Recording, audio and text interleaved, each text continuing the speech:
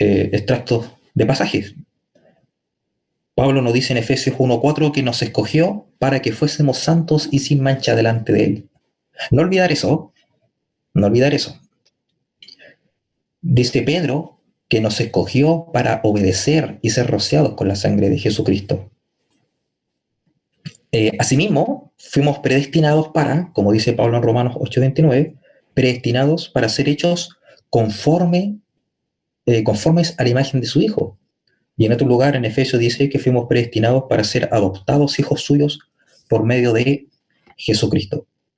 Tenemos al menos una claridad respecto del propósito inmediato de la elección y, por supuesto, de la predestinación. Ahora, nótese que en todo esto podemos leer entre líneas no solo la palabra salvación, ya, véase también, por ejemplo, en segunda de Tesalonicenses 2:13, que dice, os haya escogido desde el principio para salvación. Sino que también podemos leer el concepto general de santidad de vida. Por ejemplo, en Efesios 2:10, creados en Cristo Jesús para buenas obras, las cuales Dios preparó de antemano para que anduviéramos en ellas. Entonces, no olvidar eso, por favor. Pero aún este propósito no es el único, ¿ya? Ya que, y aquí quiero hacer propia las palabras de Louis Berkhoff, el propósito final es la gloria de Dios. Aún la salvación de los hombres está subordinada a ese propósito, que la gloria de Dios es el más alto propósito de la gracia que elige, se declara enfáticamente en Efesios, y ahí están los versículos, capítulo 1, versículo 6, versículo 12, versículo 14. Ya, el propósito final es la gloria de Dios. ¿Ok? Pero, no, pero nótese además que esta elección y esta predestinación siempre es en Cristo. ¿Sí? Recuerda lo que decía Efesios 1:4. A ver, aquí puse los versículos del 3 al 14 de Efesios. Miren, leámoslo. Dice, bendito sea el Dios y Padre de nuestro Señor Jesucristo, que nos escogió, perdón, que nos bendijo con toda bendición espiritual en los lugares celestiales en Cristo, según nos escogió en Él, antes de la fundación del mundo, para que fuésemos santos y sin mancha delante de Él. En amor, habiéndonos predestinado para ser adoptados hijos suyos por medio de Jesucristo, según el puro afecto de su voluntad, para alabanza de la gloria de su gracia, con la cual nos hizo aceptos en el amado, en quien tenemos redención por su sangre, el perdón de pecados según las riquezas de su gracia, que hizo sobreabundar para con nosotros en toda sabiduría e inteligencia, dándonos a conocer el misterio de su voluntad, según su beneplácito, el cual se había propuesto en sí mismo, de reunir todas las cosas en Cristo, en la dispensación del cumplimiento de los tiempos, así las que están en los cielos como las que están en la tierra. En él asimismo tuvimos herencia, habiendo sido predestinados conforme al propósito del que hace todas las cosas según el designio de su voluntad, a fin de que seamos para la alabanza de su gloria. Nosotros los que primeramente esperábamos en Cristo, ahí se refiere a los judíos. En él también vosotros, es decir, los efesios, habiendo oído la palabra de verdad, el evangelio de vuestra salvación, y habiendo creído en él, fuisteis sellados con el Espíritu Santo de la promesa, que es la zarra de nuestra herencia hasta la redención de la posesión adquirida para alabanza de su gloria. Sí, voy a dejar los pasajes ahí para que lo esté viendo. Yo destaqué en rojo esta idea de unidad en Cristo, en Él, en el amado, en quién, ¿sí? Eh, esta elección y predestinación siempre es en Cristo, ¿sí? Nos escogió en Él. No como causa primera de la elección, aunque es causa de la elección, sino con base y fundamento en la persona y en la obra de Jesucristo, quien muere para llevar sobre sí mismo los pecados de los hombres y alcanzar justificación a quienes por medio de la fe reciben eficazmente los beneficios del sacrificio expiatorio.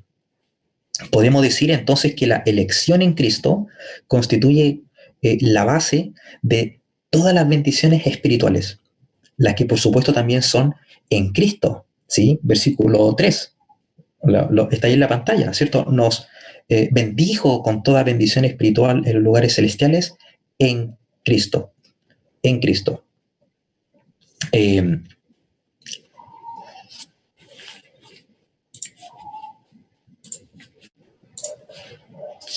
En este mismo sentido, Pablo habla de la gracia que nos fue... Perdón, me equivoqué. Este era otro texto.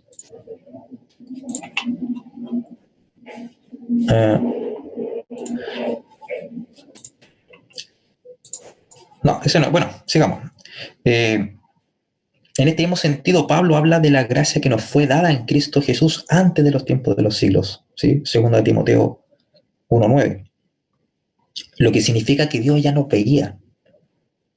Esto es, a los creyentes posicionados en Jesucristo. Ya estábamos incluidos en Él. Y ya éramos, por consiguiente, objeto de la redención y de ese llamamiento santo, que es según el propósito suyo y no conforme a nuestras obras. ¿Ya? Ahí está el texto, ¿cierto? Quien nos llamó, nos salvó y llamó con llamamiento santo, no conforme a nuestras obras, sino según el propósito suyo y la gracia que nos fue dada en Cristo Jesús antes de los tiempos de los siglos, ¿sí? En Cristo Jesús, nuevamente. Eh, es muy importante entender que esta idea de unión mística o esta unión misteriosa entre Jesús y el creyente es la base, es el fundamento. Es el fundamento para toda cualquier otra experiencia redentora que el creyente tiene en su relación con Dios. Eh, todo lo que tiene que ver con la redención del hombre, todos los estados de la gracia, llámese regeneración, justificación, glorificación, santificación, todos los estados de la gracia en lo que respecta a la redención del hombre están abordados en el concepto de la unión con Cristo. La unión con Cristo es el fundamento para entender toda nuestra relación con Dios y nuestra redención. Y aquí podemos ver que incluso en el ámbito de la elección y la predestinación, el fundamento sigue siendo el mismo, nuestra unión con Cristo. Se ha dicho que la expresión nos escogió en él, esta expresión de Efesios 1:4, significa que la elección no fue la de individuos a la salvación, sino la de Cristo mismo, para ser el representante de toda la humanidad. De manera que en realidad toda la humanidad está escogida en Cristo, potencialmente salvada hasta que cree. ¿Sí? Sin embargo, aunque es verdad que aunque es verdad que Cristo fue predestinado como cordero expiatorio para morir en la cruz para perdón de nuestros pecados, lo dice Pedro en Hechos 2:23, lo leemos también en 1 Pedro 1:19-20, esto no milita contra ni reemplaza la elección y predestinación para vida eterna que es realizada sobre individuos particulares. Es una muy mala interpretación de los textos que acabamos de leer, concluir que la elección de Dios se limita a solo haber escogido a Cristo para morir por los hombres y colocarlos a todos en Él. Cuando leemos a Pablo en Romanos 8:29-30, no puede caber duda que allí los objetos predestinados son personas reales, no hipotéticas, son personas sobre las cuales se realiza un llamado, se les justifica y se les glorifica. Bueno, esto último está expresado allí en un perfecto profético. ¿Sí? Se dice que el propósito divino de esa predestinación es que fuesen hechos conforme a la imagen del Hijo, como leemos hace un rato. Nada se dice acerca de haber sido toda la humanidad escogida en Cristo, sino solo de aquellos, y lo dice mismo Pablo, a los que conforme a su propósito son llamados. Y esto claramente no a todos, sino, como dice en Romanos 8:28, a los que aman a Dios, ¿sí? Es decir, al pueblo de Dios en Cristo. Eh, por cierto, creo que quedó claro en el grupo de WhatsApp. Cualquier pregunta, comentario que quieran aportar, lo vamos a hacer para ya para el final de este estudio, ¿sí? Así que si tienen alguna duda, vayan por ahí anotándola y las vemos después. Para algunos, entonces, el hecho de haber sido escogido en Cristo implica una elección basada en la fe de las personas. Eh, para los que piensan así, ser escogido en Cristo supone la fe personal en la persona de Cristo. ¿Se entiende? Este razonamiento se sigue de la idea de que solo por la fe es que podemos participar de Cristo y sus bendiciones. De manera que si Dios nos escogió en Él, eso quiere decir que ya había fe de por medio. Dios entonces escoge a los creyentes, los que están en Cristo. Así, entonces la fe se convierte en la base para estar en Cristo. ¿Se entiende? Ahora bien, es cierto que es solo por la fe que podemos participar de Cristo y de sus bendiciones. Y la verdad que negar eso sería ir en contra de prácticamente todo el testimonio del Nuevo Testamento. Ahora bien, nótese que la cuestión no es si Dios nos escogió en Cristo, en quien estamos por la fe, sino cómo es que llegamos a estar en Cristo. Si decimos que llegamos a estar en Cristo por la fe personal, eso solo retrocedería un paso a la pregunta más importante. ¿Por qué nosotros fuimos contados como teniendo esa fe personal en Cristo y no otros? La elección es en Cristo, ¿sí? Pero solo si con ello se significa una posición en la cual fuimos colocados desde antes de la fundación del mundo. Somos colocados en esa posición por medio de la fe. Pero no es la fe la causa de haber sido colocados, sino solo el medio que Dios hubo determinado para ser allí puestos en Cristo. Es importante entender correctamente esto. Hay una causa primera que explica el que nosotros hayamos sido colocados en Cristo y no otros. Pero esa causa, como vamos a ver con más detenimiento a lo largo de este estudio, no es ni la fe personal ni la presencia de Dios en el sentido de alguna cualidad o virtud prevista en los hombres. En discusiones anteriores respecto de esta cuestión, a menudo a mí se me ha citado a Jacobo Arminio. Él, en muy estrecha relación con lo anterior, escribió así: Dios no puede previamente amar y apasionadamente reconocer como propio a un pecador, a no ser que éste sea reconocido en Cristo y considerado como un creyente en Cristo. ¿Sí? Pues bien,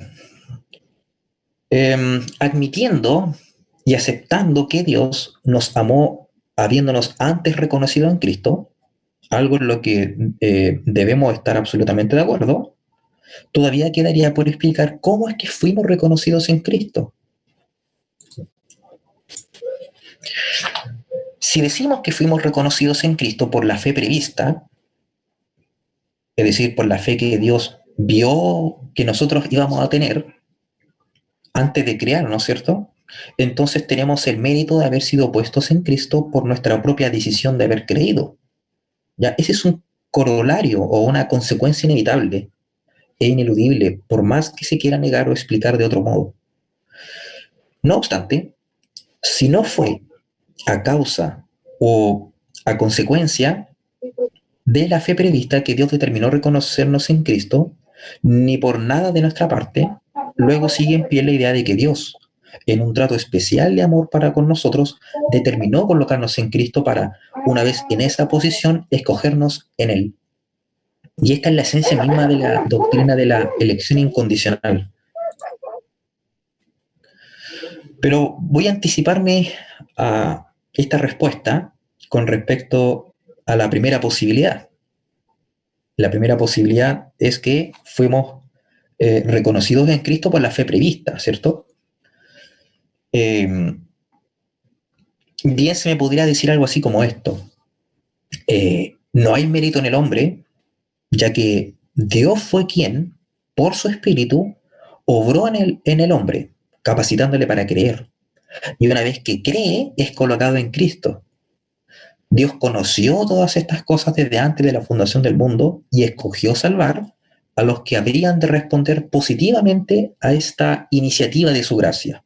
De manera que, aunque la elección estuvo condicionada a la fe en Cristo, no hay mérito en el hombre que así confía en Él.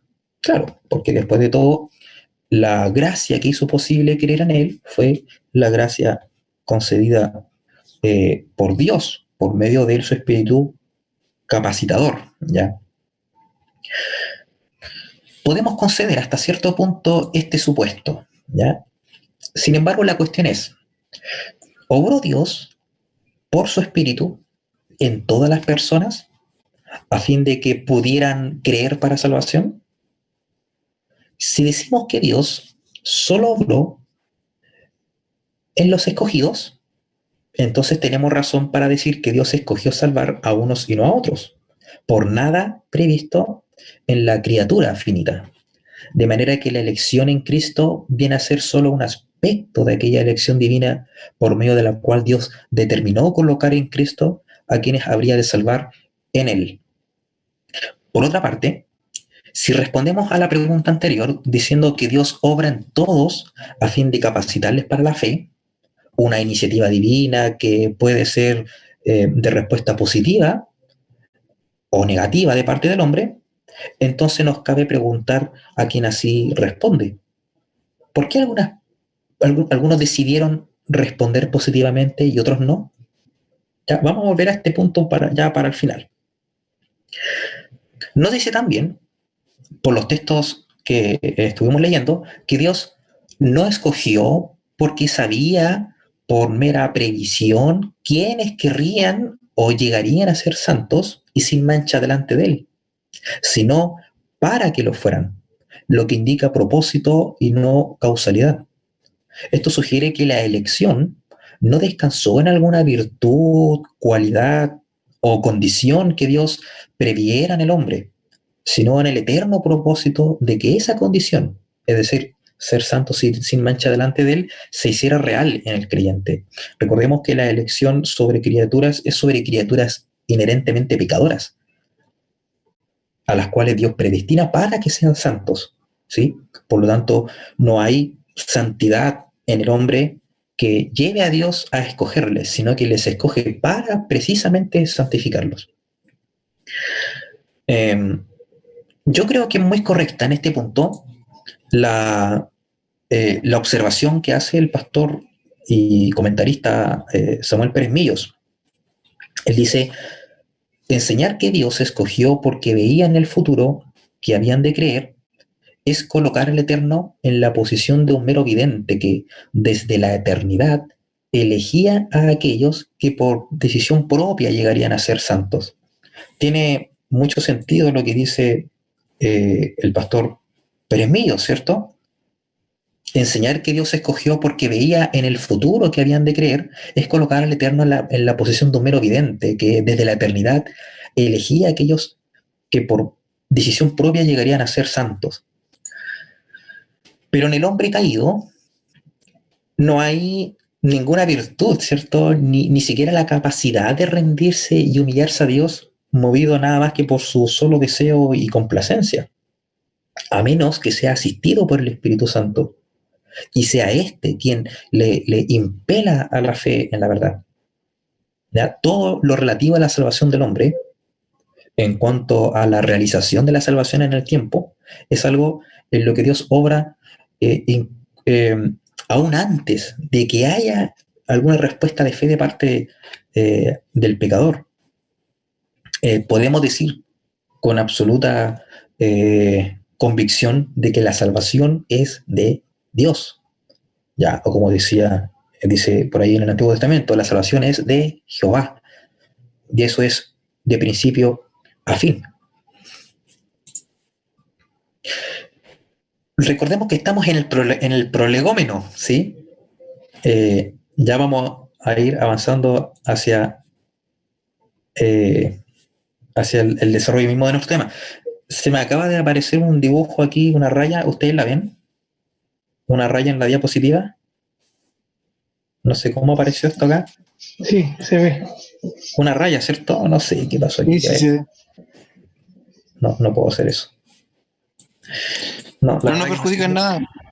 Ya, bueno, No, dejémosla ahí. Yo como soy medio TOC, me perturba esa raya ahí en la diapositiva. Oye, se hizo otra más. Hicieron varias. eso lo puede hacer un tercero. Alguien te está dibujando en la pantalla. ¿Sí? ¿Y cómo es posible eso? Lo permite, pero no sé quién es para que lo pueda borrar. Ah, a ver, pero déjame hacer. Sí, porque yo estoy compartiendo. Ah, no sé qué Cristian, pasa. no se puede borrar.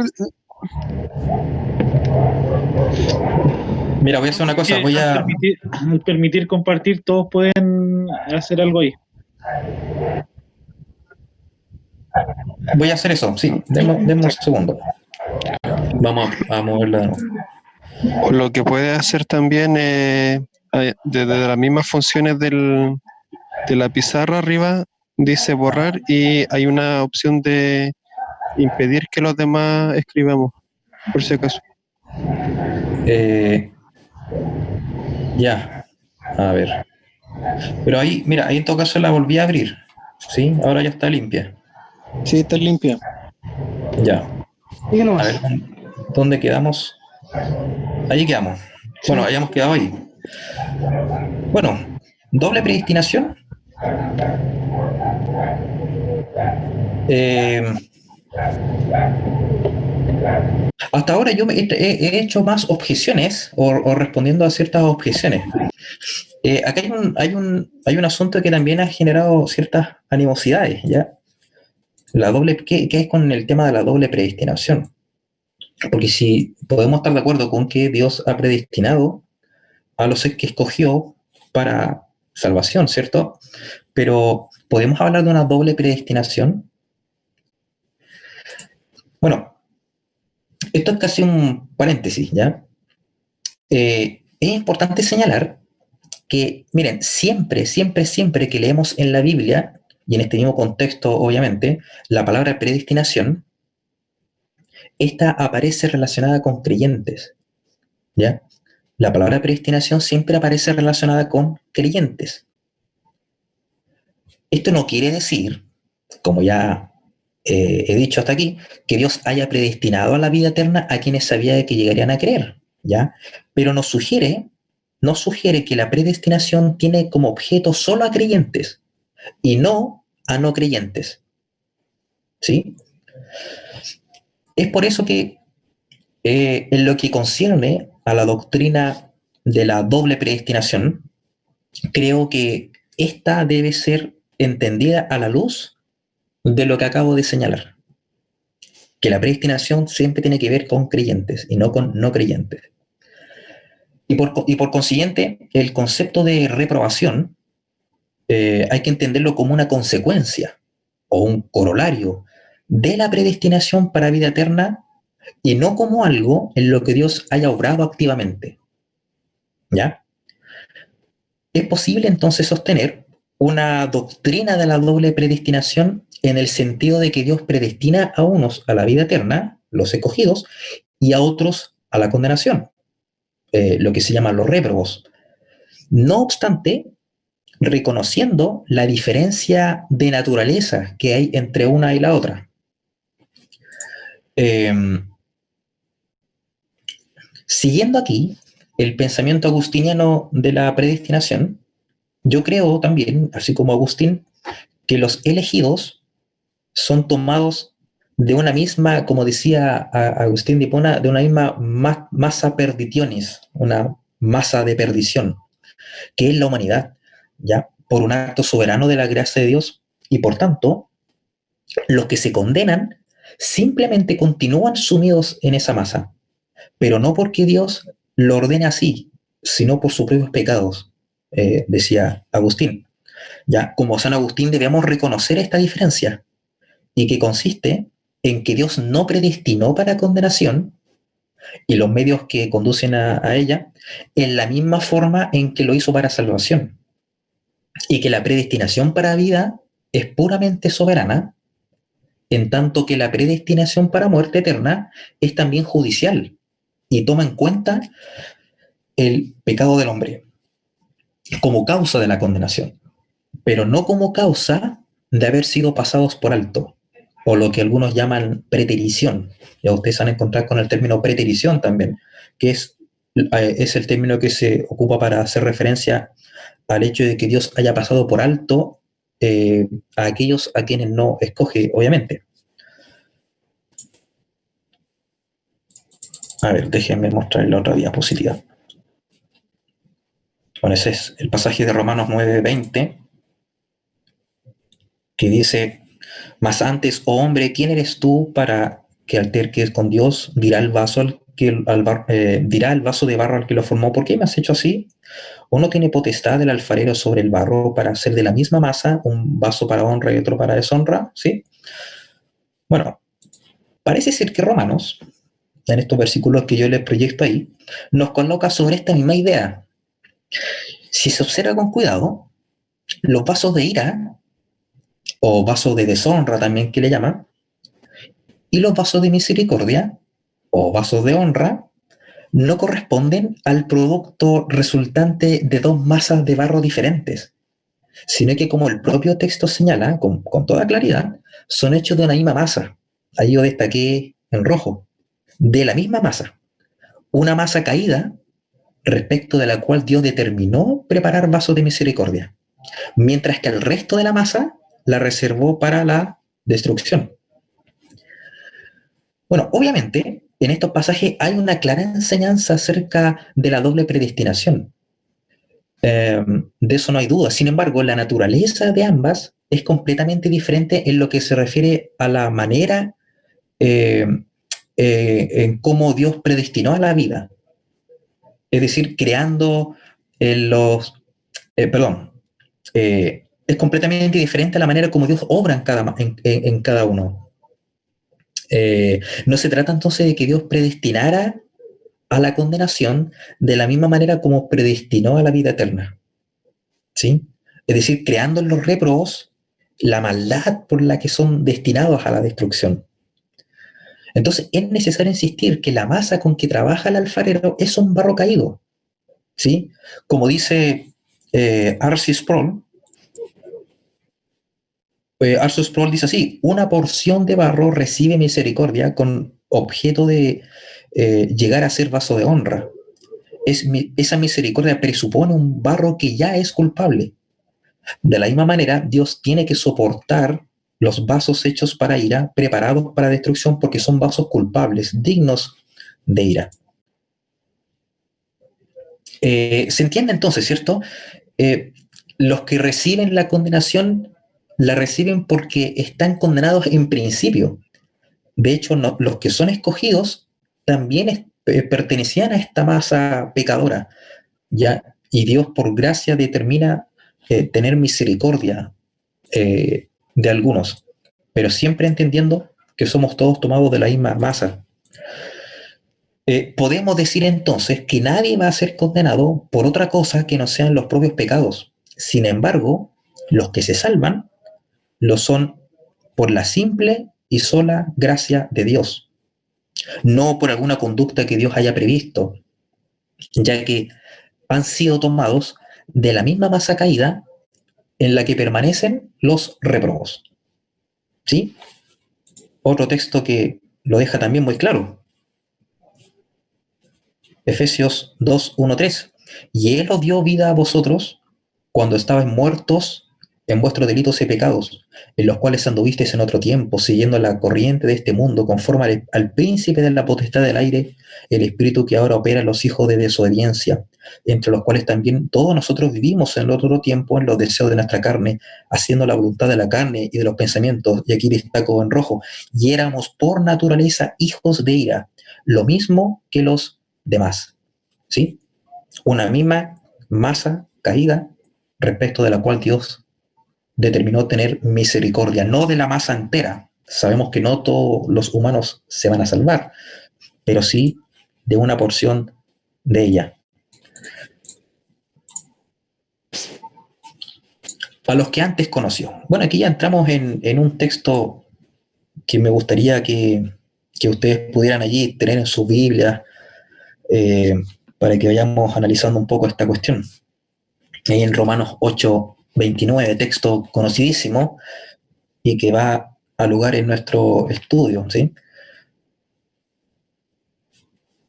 A los que antes conocieron.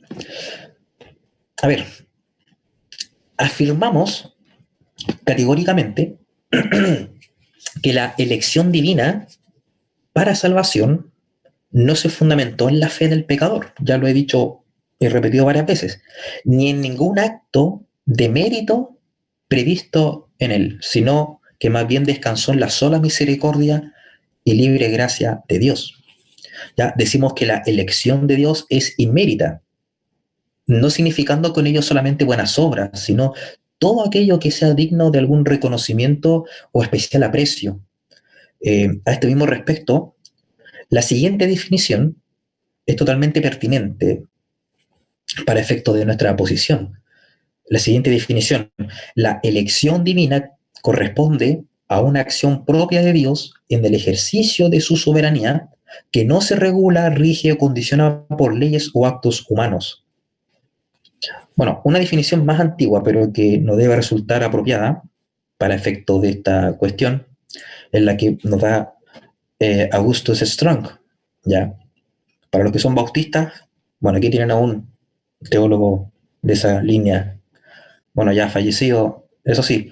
Dice: elección es aquel acto eterno de Dios por el cual, en su soberana complacencia y por ningún mérito alguno previsto en los hombres, escoge a cierto número de pecadores para ser los recipientes de la gracia especial de su Espíritu y así ser hechos participantes voluntarios de la salvación.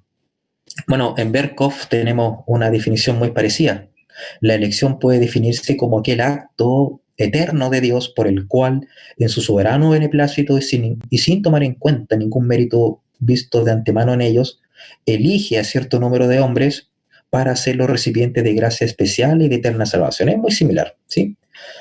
La teología reformada insiste en el hecho de que la elección de Dios no estuvo fundamentada en algo que Dios sabía respecto de las acciones libres que las criaturas a las que iba a dar vida iban a hacer.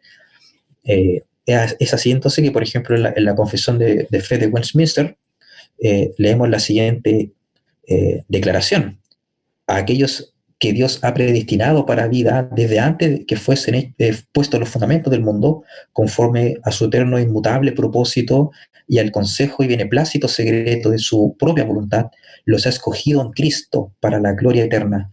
Dios los ha predestinado por su libre gracia y puro amor, sin previsión de su fe o buenas obras, de su perseverancia en ellas o de cualquier otra cosa en la criatura, como condiciones o causas que le muevan a predestinarlos, y lo ha hecho todo para la alabanza de su gloriosa gracia. ¿Ya? Bueno, esa es la confesión de fe de Westminster. ¿Ya? Bueno, obviamente, o ciertamente, no se puede concebir una imagen de Dios mirando como por una bola de cristal quiénes iban a creer o a hacer algo que les permitiera ser merecedores de la vida eterna. ¿Sí? Ninguna cualidad o virtud humana puede haber sido la razón de que Dios escogiera a algunos para ser los destinatarios de su gracia especial y salvífica. Si la salvación es por gracia, no hay entonces ningún rincón en el hombre para la jactancia, que inevitablemente resultaría de una elección condicionada a sus propias acciones. ¿Sí? Si la elección de Dios estuvo condicionada a la más mínima acción del hombre, acción positiva del hombre, entonces habría lugar para la jactancia. Y aquellos que fueron escogidos podrían con absoluto derecho decir: yo fui escogido porque Dios vio en mí algo que no vio en los que no escogió. Por lo tanto, hay un cierto mérito, pero Pablo insiste en que no hay lugar para la jactancia, ¿cierto? Fuimos escogidos por gracia y fuimos salvados por gracia. Debemos aclarar una cosa importante antes de seguir en esta explicación acerca del conocimiento de Dios y de la incondicionalidad de su elección. Bueno, cierto, todo aquel que cree en Cristo será salvo, ¿sí? Todo aquel que cree en Cristo será salvo. Por lo tanto, si nos preguntara cuál es la condición para ser salvos, ¿cuál es la condición para ser salvo? Bueno, con Pablo y con Silas tenemos que responder: cree en el Señor Jesucristo y serás salvo, ¿sí? La fe en Jesucristo, por medio del Evangelio, es la condición sin la cual nadie puede recibir salvación y justificación. Ya de eso no tenemos que tener ninguna objeción. Ahora, ¿por qué hago esta aclaración? Porque la salvación y la predestinación, aunque están en estrecha relación, son cosas distintas. Y muy a menudo quienes objetan en contra de la doctrina de la elección incondicional lo hacen apelando a la condicionalidad de la salvación. Entonces, lo vuelvo a repetir, si hay una condición para recibir salvación, esa condición es la fe, ¿sí? Pero como les dije, la predestinación y la salvación son cosas distintas. La predestinación tiene que ver con aquel designio divino en virtud del cual Dios determinó el destino de aquellos a quienes escogió en la eternidad, como dijimos delante, para ser los recipientes de su gracia especial y salvación eterna. ¿Sí?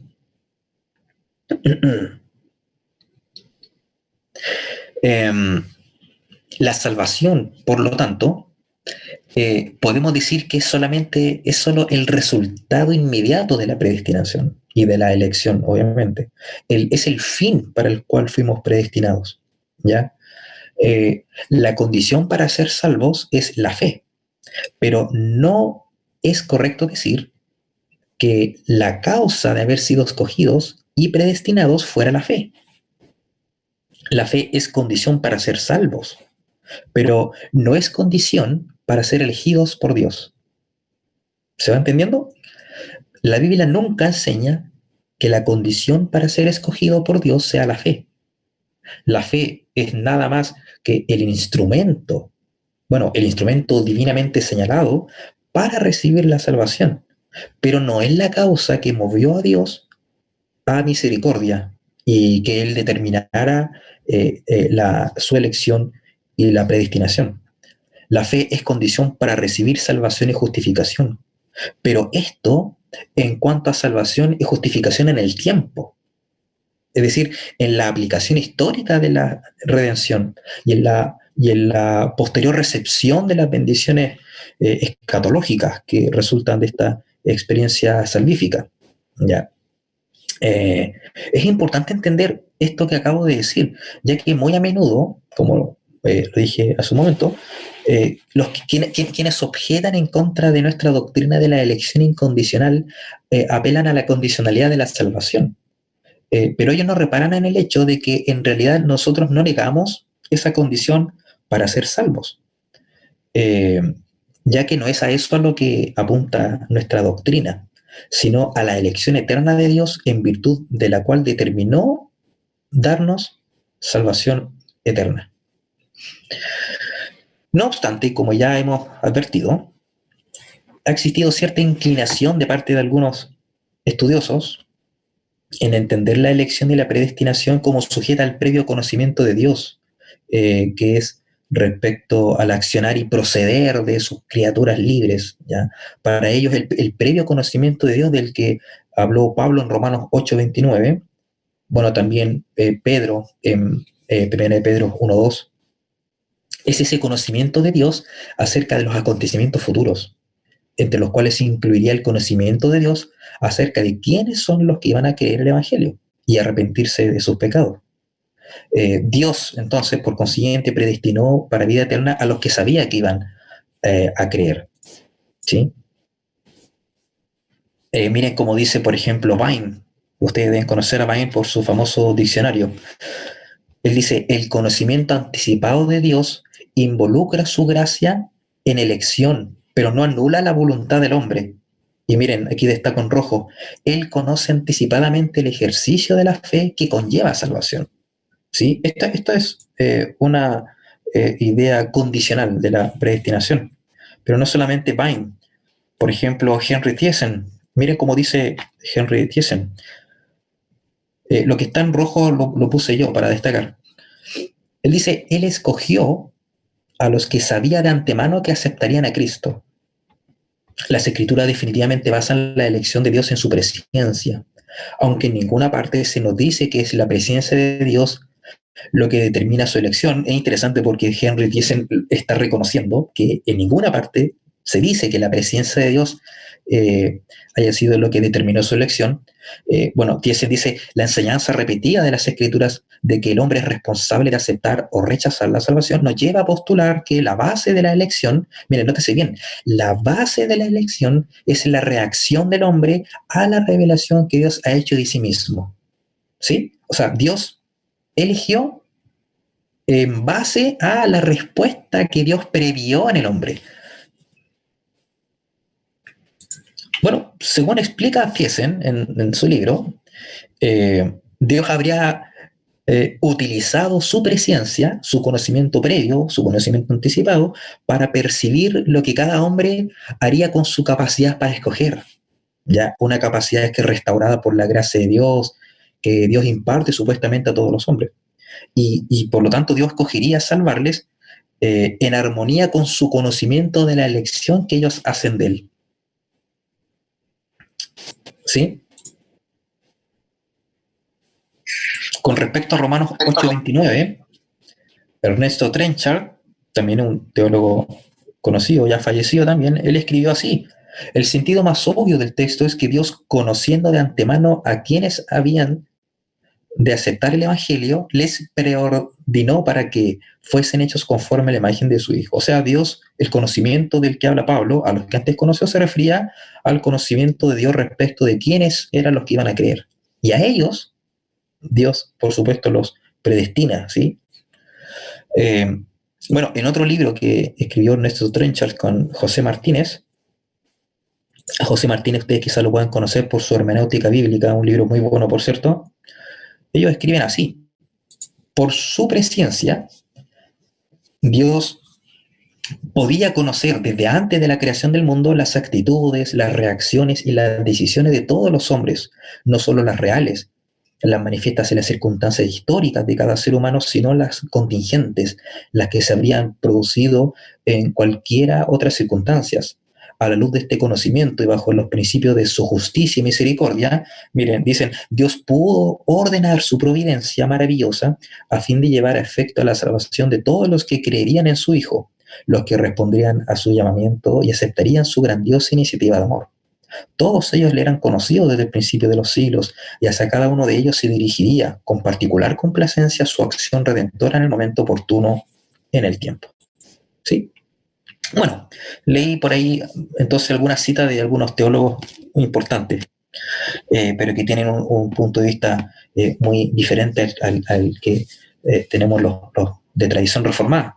Entonces, sin ir muy lejos, esta manera que tienen estos autores de ver la elección divina, lo que ha recibido el nombre de elección condicional, convierte a Dios, fíjese en esto, en un mero vidente, un vidente que contempla con pasividad al hombre tomando sus propias elecciones, sin poder asegurarse de que alguien vaya a creer, sino hasta cuando cree.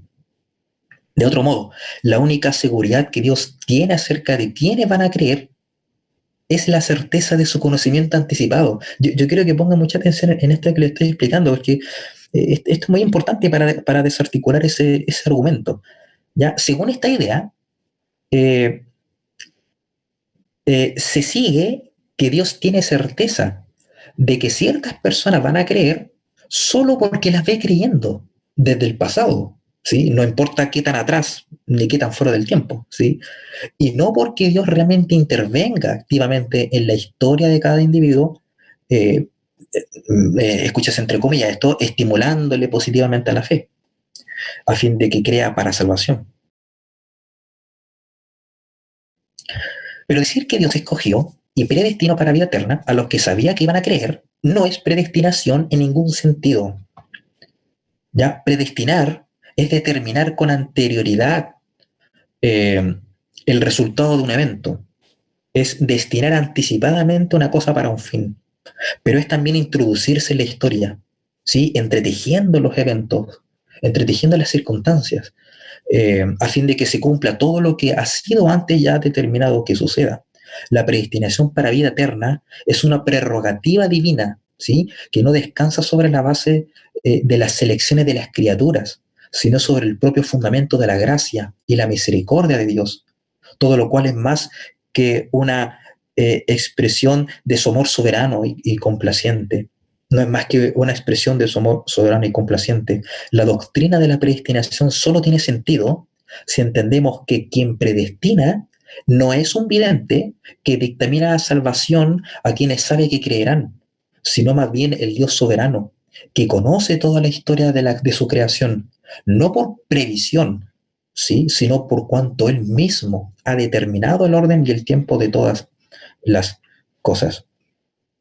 De regreso a nuestro pasaje de Romanos 8:29, entonces, eh, a ver si lo tengo aquí, ¿sí? 8:29, porque a los que antes conoció, también los predestinó para que fuesen hechos conforme a la imagen de su Hijo, ¿sí?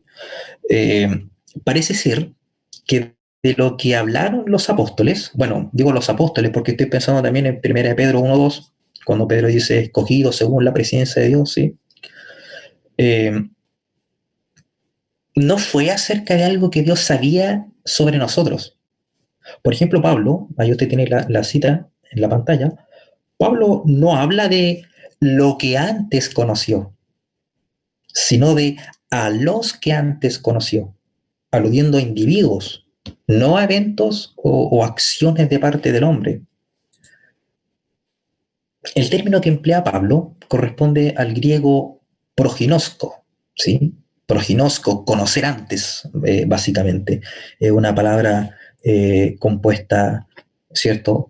Ginosco, conocer antes. Bueno, aquí en el texto que yo les puse en la pantalla dice progno. Bueno, es la misma palabra, lo que pasa es que ahí está en el tiempo auristo. Ese es un auristo indicativo en voz activa, pero el término griego es proginosko. Eh, bueno, este término no solamente conlleva la idea de un mero conocimiento anticipado de la inteligencia, como sucede, por ejemplo, en el caso del uso del término en pasajes conocidos como Hechos 26:5, Segunda de Pedro 3:17, ¿sí? En donde indudablemente ese es el sentido claro del presente activo, conociendo de antemano, sino también la de preparar con anticipación. Por ejemplo, en Primera de Pedro 1:20, en donde se dice acerca de Cristo, el cual había sido ya destinado, como dice la Reina Valera, eh, resaltándose la idea de un designio divino que tiene lugar antes de la fundación del mundo, ¿sí? Con Cordero destinado desde antes de la fundación del mundo. Pero también este término soporta la idea más íntima de conocimiento, significando una relación personal de cuidado y afecto muy, muy amoroso. Ahora bien, en nuestro texto de Romanos 8:29, Pablo dice que es a nosotros, esto es, a los cristianos, ¿cierto? A quienes Dios conoció. Fíjese que el texto no dice qué es lo que conoció, ¿sí? No dice qué cosa conoció. Por eso, en estas citas que les leí adelante, estos teólogos asumen lo que supuestamente Dios conocía. Conocía que íbamos a creer, conocía que íbamos a responder positivamente al Evangelio. El texto no dice qué es lo que Dios conoció, ¿ya? Como si se tratase de algo en nosotros o algo acerca de nosotros. Simplemente dice que nos conoció, ¿sí? A los que antes conoció. Esto es, a nosotros, ¿sí? De modo que podemos afirmar que son las personas aludidas las que son conocidas, no la fe de ellas. Pablo no está diciendo que Dios conoció la fe de las personas, simplemente dice que conoció a las personas. Eh, como dice Douglas Moo, esto sugiere la idea más personal de conocer que se encuentra en algunas ocasiones en el Antiguo Testamento, ¿sí? La elección para tener una relación personal. Eh, este es, dice Douglas Moo, casi seguramente el sentido que tiene la expresión en otros pasajes también del Nuevo Testamento. Y aquí me gustaría hacer algunas comparaciones. Dice el profeta Jeremías, ¿sí? Antes que te formase en el vientre te conocí, ¿sí? Lo que equivale a elegir o a aprobar como un instrumento escogido. Es elección en la forma de una relación anticipada en la que quien escoge es el que también da forma a la criatura escogida. Eh, Dios en soberanía ya había determinado el propósito y había señalado el destino para el cual había de formar a Jeremías. Por lo tanto, no fue este último quien escogió su destino, sino Dios mismo quien ya lo había determinado desde antes de la fundación, o sea, perdón, desde antes de que fuera concebido en el vientre de su madre. ¿Sí? Una expresión que se expresa, una expresión que se, valga la redundancia, se expresa aquí como te conocí. Una acción que se expresa así, ¿cierto? Te conocí, significando no solo propósito anticipado, sino también pertenencia. Es como que dijera, ya eras mío como instrumento escogido. Eh, en Oseas, ¿sí? Leemos también a Dios diciéndole a Israel, mas yo soy Jehová tu Dios desde la tierra de Egipto. No conocerás, pues, otro Dios fuera de mí, ni otro Salvador sino a mí. Yo te conocí en el desierto, en tierra seca. ¿Se fijan? No conocerás otro Dios, yo te conocí en tierra seca. Ya, lo que Dios le estaba diciendo a Israel era que no se relacionaran íntimamente con otro que no fuera Él, ¿sí? Que no reconocerían a ningún otro. Lo que sigue, yo te conocí en el desierto, es una expresión idiomática, ¿ya? Eh, bueno, una expresión idiomática hebrea, en este caso. Una expresión idiomática nosotros también tenemos, por ejemplo, cuando nos dice estirar la pata o, eh, o me fui volando, ¿sí? Son expresiones idiomáticas que sabemos que no hay que entenderlas literalmente. O cuando dice me pasó gato por liebre, son expresiones idiomáticas. Conocer es una expresión idiomática hebrea también. Eh, entonces, esta expresión, yo te conocí en el desierto, es una expresión idiomática que alude a la intimidad matrimonial, ¿sí? Es lo equivalente a consumar el matrimonio. Es íntimo compañerismo. Corresponde a decir en forma metafórica, yo me casé contigo en el desierto y te hice mía, siendo esa precisamente la causa de por qué ellos debían corresponderle a Dios con la más excelente lealtad y devoción, porque se pertenecían mutuamente, ¿cierto? Se conocían. Eh, por eso la prohibición de no conocerás a otro Dios no es no tengas conocimiento cognitivo de otros dioses, porque ciertamente los israelitas sabían que habían que los otros pueblos tenían otras deidades, ¿cierto? Ellos conocían acerca de estas otras deidades. Entonces, obviamente, Dios no les estaba diciendo no tengan ese tipo de conocimiento, sino no conocerán en el sentido de relacionarse, y por eso Dios le dice, yo te conocí en el desierto, yo me relacioné íntimamente contigo en el desierto. Y como digo, acá hay un uso casi eufemístico. Es como si literalmente le hubiese dicho, yo tuve relaciones contigo, yo me casé contigo en el desierto. Y esto es así porque es justamente allí en donde Dios hace un pacto con Israel, ¿cierto? Eh, en Amós 3:2 también leemos así. A vosotros solamente he conocido de todas las familias de la tierra. ¿Sí? Compárese, por ejemplo, con Romanos 11:2, donde dice, no ha desechado Dios a su pueblo al cual desde antes conoció. ¿Sí? Ahora, en Amós dice así, a vosotros solamente he conocido de todas las familias de la tierra. Entonces, ¿es que acaso Dios no conocía? Es decir, ¿sabía acerca de las otras naciones de la tierra? ¿Es que Dios no conocía que habían otras familias o naciones en la tierra? Naturalmente que sí, ¿cierto? Pero aquí Dios habla de algo mucho más íntimo. Habla de relación, de un lazo interpersonal, de cuidado y afecto, más que simplemente de saber algo en un sentido intelectual o reflexivo. ¿Sí? A vosotros solamente he conocido. ¿Se entiende entonces el sentido de relación que tiene la palabra conocer? Resulta interesante cómo Jesús se va a referir a los pecadores hipócritas en el día del juicio. Nunca os conocí, ¿sí? Nunca os conocí. Mateo 7:23. Ahí es la misma palabra, ginosco, ¿sí? No está diciendo que no va a poseer un conocimiento proposicional acerca de ellos. ¿Saber qué? ¿sí? Las palabras de Jesús más bien constituyen una expresión idiomática para decir, no tengo nada que ver con ustedes. Es una afirmación de relación y comunión, no acerca de saber algo. Por otra parte, en cambio, a los creyentes el Señor que les dice, mis ovejas oyen mi voz, ¿y qué más? Y yo las conozco, ¿sí? Significando exactamente la misma cosa anterior, pero en un sentido positivo. Dice Pablo, por ejemplo, a Timoteo, conoce Dios a los que son suyos. Conviene también señalar que el término conocer podía llegar a ser tan íntimo que usualmente se empleaba como un eufemismo para hacer referencia al acto sexual. Por ejemplo, Génesis 4.1, Mateo 1.25, Lucas 1.34. De ahí la intensidad que tiene este término, conocer. Bueno, todo esto nos lleva a pensar, con justificada razón obviamente, que el conocimiento previo de Dios respecto de sus escogidos consiste no simplemente de algo que Dios sabía con anticipación, sino más bien de una manera metafórica de para hacer referencia a la comunión y al vínculo que Dios forjó con ellos, con sus escogidos, desde antes de la fundación del mundo, como dice Efesios 1.4. Un vínculo de afecto y de amoroso compañerismo, como también se dice acerca de Israel un poco más adelante, en Romanos 11.2. No ha desechado Dios a su pueblo al cual desde antes conoció. El conocimiento previo de Dios sería, por lo tanto, amor soberano que distingue, como decía John Murray. De lo que se habla aquí, dice también Grudem, es de un conocimiento personal, relacional.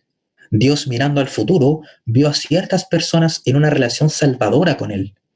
Y en este sentido, Él los conoció de antemano, desde hacía mucho tiempo. En su comentario a Romanos, Grudem dice acerca del conocimiento previo, se puede parafrasear así, aquellos en los que Dios pensó dentro de una relación personal redentora. Entonces, los creyentes ya existíamos en la mente de Dios como objeto de redención y ya éramos amados por Él de una manera especial. Nos predestinó en amor, dice Efesios 1:4-5. Esto es, con aquella clase de amor paternal que conlleva cuidado y protección de los que son adoptados como hijos, ¿sí? Entonces, esa absoluta certeza de que somos conocidos por Dios en un sentido de relación y posesión, ¿cierto? Le pertenecemos, lo que sustenta toda la exposición de Pablo en Romanos 8:29 al 39, acerca de la gracia recibida, ¿sí? Todo lo cual, como podemos leer ahí, inicia con una cadena que es una cadena inquebrantable, ¿cierto? Que podríamos decir que es una cadena forjada por la gracia y cuyo último eslabón es la glorificación de aquellos a quienes Dios antes conoció. Como dice Douglas Moo, aquí en esto que les comparto, el previo conocimiento de Dios, el habernos elegidos para salvación desde antes de la fundación del mundo, lleva a nuestra predestinación por parte de Él. Es decir, nos señaló para que tengamos un destino específico. Este destino es que lleguemos a ser como Cristo, un acontecimiento final que Dios lleva a cabo llamándonos y justificándonos y glorificándonos. Es significativo que este último verbo esté, como los otros en el versículo 30, en tiempo pasado, sugiriendo que, aunque la obtención de la gloria sea futura, la determinación de Dios de que la logremos ya está cumplida. Así es. Estaba tratando de mirar la pantalla, no veo, están todos con su pantalla apagada. Bueno, ahí veo a tres personas. Que el conocimiento de Dios respecto de los escogidos se deba entender en términos relacionales de cuidado y afecto, implica también un conocimiento total acerca de las personas escogidas, ¿sí? Sin embargo, eso no significa que Dios haya basado su elección en algún conocimiento acerca de las circunstancias, virtudes o idoneidad en la persona que era objeto de su elección. Sin duda alguna, Dios pudo conocer, y de hecho conoció, cada aspecto personal de cada ser humano, ¿sí? Pero Pablo no está diciendo que ese conocimiento haya sido determinante en la elección divina. En realidad, Pablo simplemente estaba diciendo que Dios predestinó a los que había antes conocido. No dijo que ese conocimiento fuera la causa primera de la predestinación. Ojo con eso. aunque es lógicamente anterior a la elección, sino simplemente el antecedente de la misma, como por ejemplo podemos deducir de Primera de Pedro 1:2, ¿sí? Incluso la lectura de Primera de Pedro 1:2 nos dice que la prognosis de Dios haya sido la causa de la elección, sino simplemente el antecedente de la misma. Por lo tanto, la pregunta realmente importante es, ¿por qué Dios nos conoció? Perdón, ¿por qué Dios conoció para predestinación a unos y no a otros? Esa es realmente la cuestión. ¿Por qué Dios conoció a unos y no a otros? Pero como ya hemos dicho, el habernos conocido antes no tiene que ver con alguna cualidad o condición previa en nosotros. Y tampoco es mero conocimiento de la inteligencia, de saber algo. En otras palabras, aquí no es conocimiento proposicional acerca de lo que nos habla la Escritura, sino que conocimiento con el sentido de amor soberano que distingue. ¿Sí? Deme un segundo.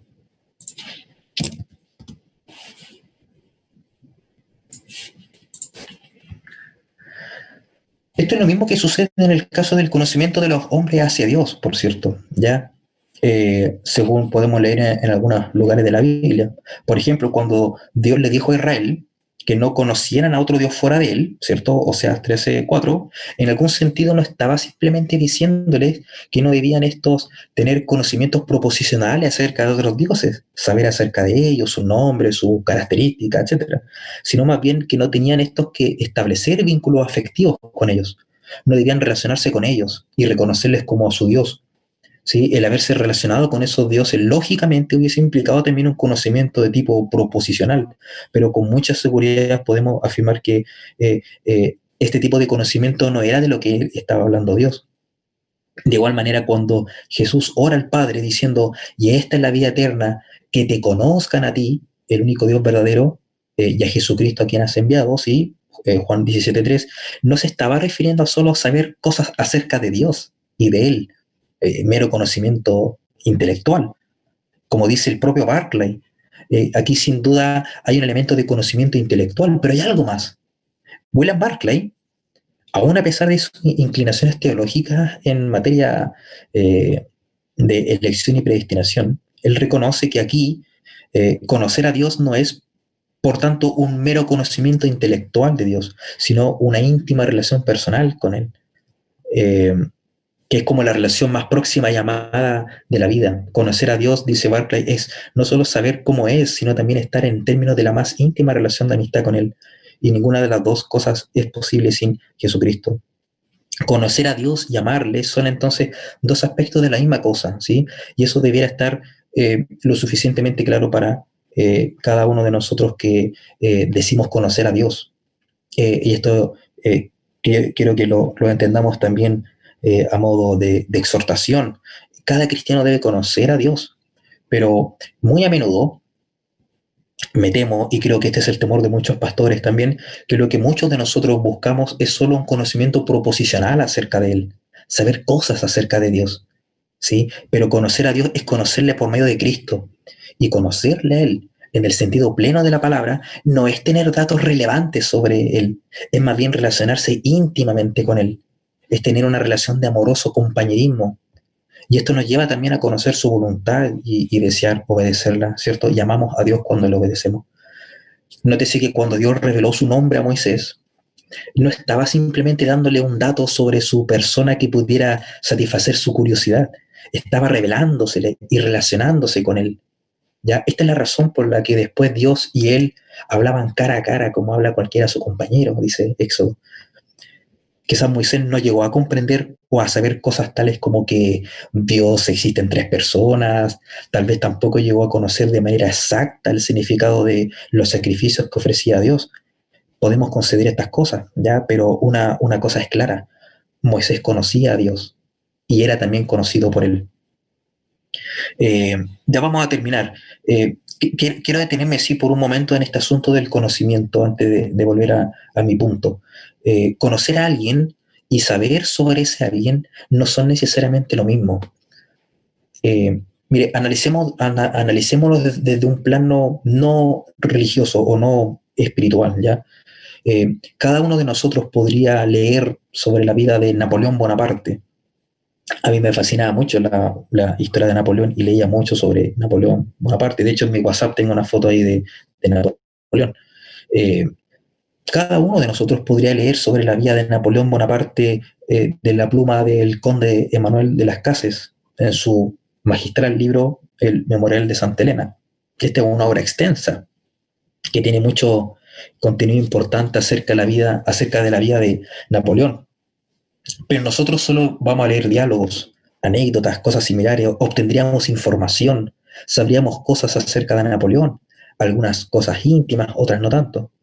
Ahora bien, ninguno de nosotros, ni siquiera un biógrafo moderno de Bonaparte, aún con toda la información que pudiera tener a su disposición, podría decir confiado, yo conozco a Napoleón, ¿sí?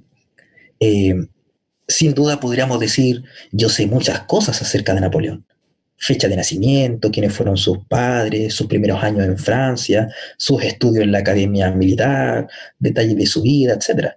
Pero jamás podríamos decir, con la misma convicción que el conde de las Cases o cualquiera de sus más fieles compañeros y amigos, yo le conocí, ¿sí?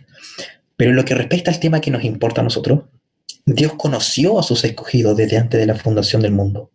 No solo supo cosas acerca de ellos, los conoció de una forma amorosamente íntima y afectiva. Y de la misma manera que se nos exhorta a nosotros a conocerle, Dios nos conoció y amó. Dos acciones que en la eternidad se tradujeron en una y la misma cosa, una elección incondicional fundada en la sola gracia, libre y soberana.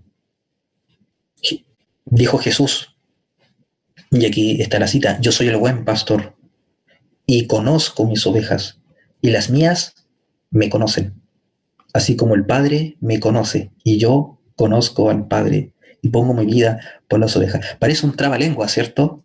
Conozco, me conoce y conozco. Pero nótese la relación que hay aquí en esta afirmación. El buen pastor conoce a su oveja y sus ovejas la conocen. Así como el Padre le conoce a él y él conoce al Padre. ¿Sí? ¿Se entiende? No es mero conocimiento intelectual, es relación. El Cristo que conoce a sus ovejas es el Cristo que muere por ellas para darles la vida eterna. Y es esa certidumbre de su conocimiento lo que nos brinda también la seguridad de que no solo hemos sido escogidos para salvación, sino también la de que no pereceremos jamás, ni nadie nos arrebatará de su mano. Amén. Yo tenía un apéndice relacionado a este tema, pero no lo voy a compartir con ustedes por honor al tiempo, que tenía que ver con la doctrina de la gracia preveniente, ¿sí? Pero yo les voy a compartir por WhatsApp, les voy a mandar un texto en PDF que contiene todo lo que yo le he expuesto hasta ahora y más. Entonces allí pues, ustedes pueden leer ese texto y estudiarlo, ¿ya? Así que si hay algo que se le haya, que no haya logrado retener en todo lo que le he dicho, bueno, tranquilo, porque aparte de que está este video que creo que va a quedar guardado, también van a tener el texto para que puedan leerlo cuando quieran, ¿sí? Bueno, elección, predestinación y presciencia. Antes de pasar a las preguntas, quiero solamente decir esto último. Originalmente, y yo creo que algunos así también deben pensarlo hasta ahora, este estudio se iba a dividir en dos, ¿cierto? El segundo estudio de la próxima semana tenía que ver con la doble predestinación, pero no lo vi necesario. La verdad que dedicar una hora y media para hablar de la doble predestinación no se justifica. Si se dieron cuenta ustedes, en un lapso muy breve de esta exposición ya hablé sobre eso. Entonces me gustaría que el próximo estudio que hagamos esté relacionado con nuestro estudio de la doctrina de la elección y la predestinación, pero nos vamos a enfocar en el llamamiento de Dios. ¿Ya? Por eso se compartió en el WhatsApp eh, el tema de que me llega un mensaje del hermano Gonzalo, que ya lo leí, sí. que por eso me suena el computador. Bueno, la próxima semana vamos a tratar con el llamamiento, ¿sí? El llamamiento de Dios. Ya hemos visto lo que es la elección, la predestinación, cómo es que Dios nos conoce, ¿cierto? Según lo que dice Pablo en Romanos. Y ahora, la próxima semana vamos a hablar del llamamiento que Dios hace respecto de esos escogidos. Llamamiento eficaz o gracia, gracia eficaz, como quieran ustedes llamarle. Eso, el hermano Cristian, sí, va a moderar esta Sí, parte que nos ocupa sí, ahora. muchas gracias, hermano Mauricio. Muy buena la exposición. Pienso que, bueno, por mi parte aclaré varios puntos o reforcé otros. Y claro, ahora queda una sesión de preguntas, hermanos. Aquí Zoom da la opción de levantar la manito. Si usted tiene alguna pregunta que quiera realizar con respecto al estudio de hoy, quedó algo que no haya quedado claro, este es el momento. Aprovechemos, hermano, le sacamos el jugo, así que para eso está. Si alguien tiene alguna pregunta, levanta la manito, enciende el micrófono O comentario, lo que, o comentario. de pronto un O si aporte, no se algo. atreve, me la puede hacer llegar por el chat y yo la leo, por privado, si no se atreve a hacerla pública. Hablen ahora o callen para siempre.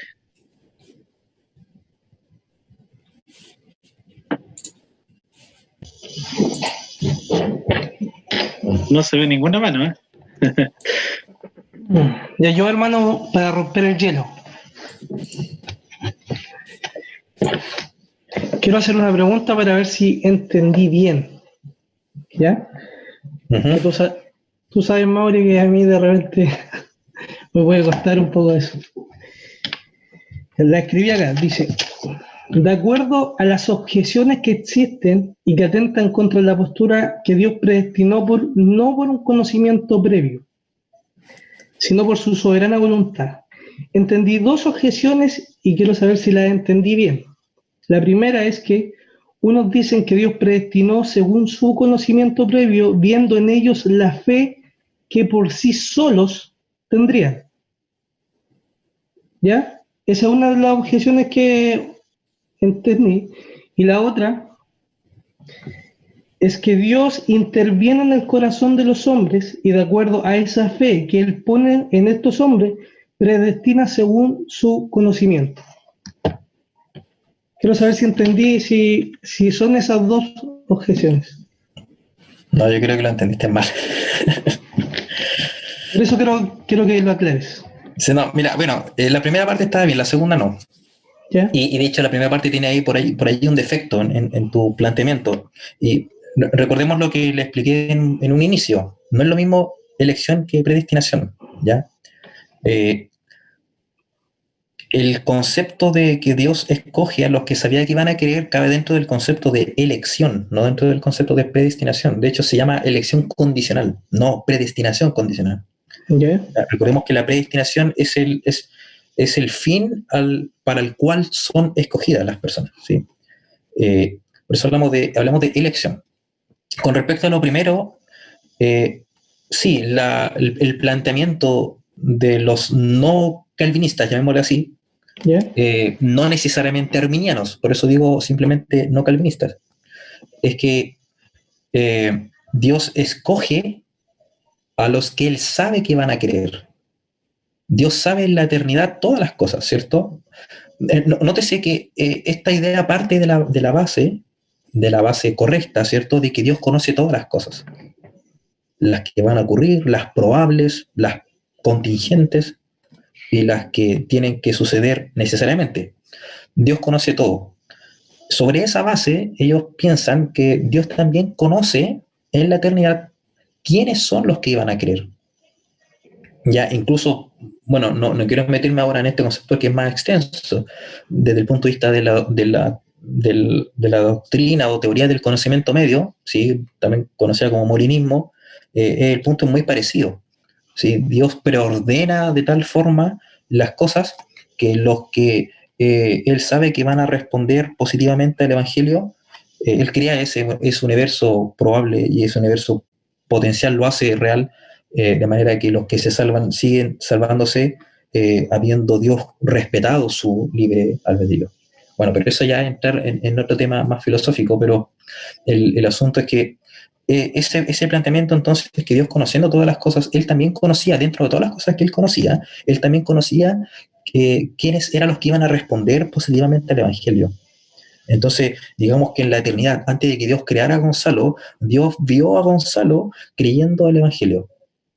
Y en virtud de ese conocimiento, entonces Dios te predestinó, o te escogió y te predestinó para la salvación. ¿Ya? Pero, Eso se le llama, o se lo conoce comúnmente como una elección condicional. ¿Por qué condicional? Porque está condicionada a la fe que Dios previó en nosotros.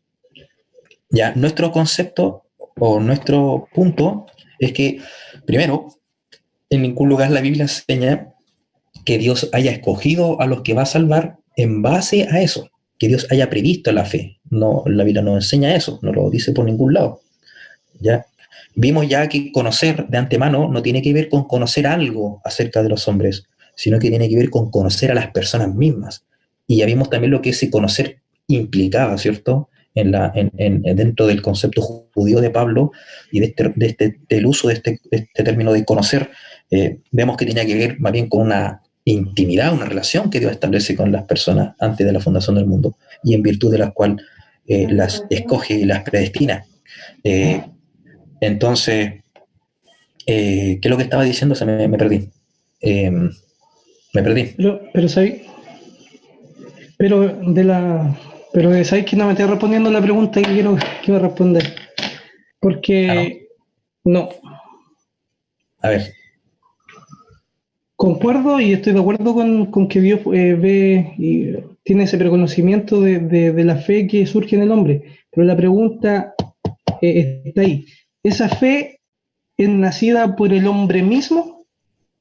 ¿La que él prevé? Ya. Bueno, es que no me dejaste terminar. Ah, Ahí va tu segundo punto. ¿Ya? En tu exacto. segundo punto tú planteabas eso. La verdad es que, ¿Sí? mira, personalmente, y aquí tengo que ser súper sincero, yo no conozco ningún, digamos, teólogo arminiano, por ejemplo, que crea que la fe el hombre la produce por sí solo. ¿Ya? Ya, Hay que dejar esa caricatura, ya, ¿ya? eso De que quería no, saber. los arminianos creen de que uno puede producir fe por sí mismo. La verdad es que si ustedes leen al mismo Arminio, podemos decir que está en contra de ese concepto. Arminio reconoce la imposibilidad del hombre natural por creer en sí mismo o por buscar a Dios en sí mismo. El propio Arminio reconoce, eh, bueno, no lo tengo aquí a mano, pero yo podría leerle la cita del propio Arminio, donde dice que el hombre está realmente cogido por el pecado. Está tan cogido por el pecado que no es capaz ni siquiera de desear conocer a Dios.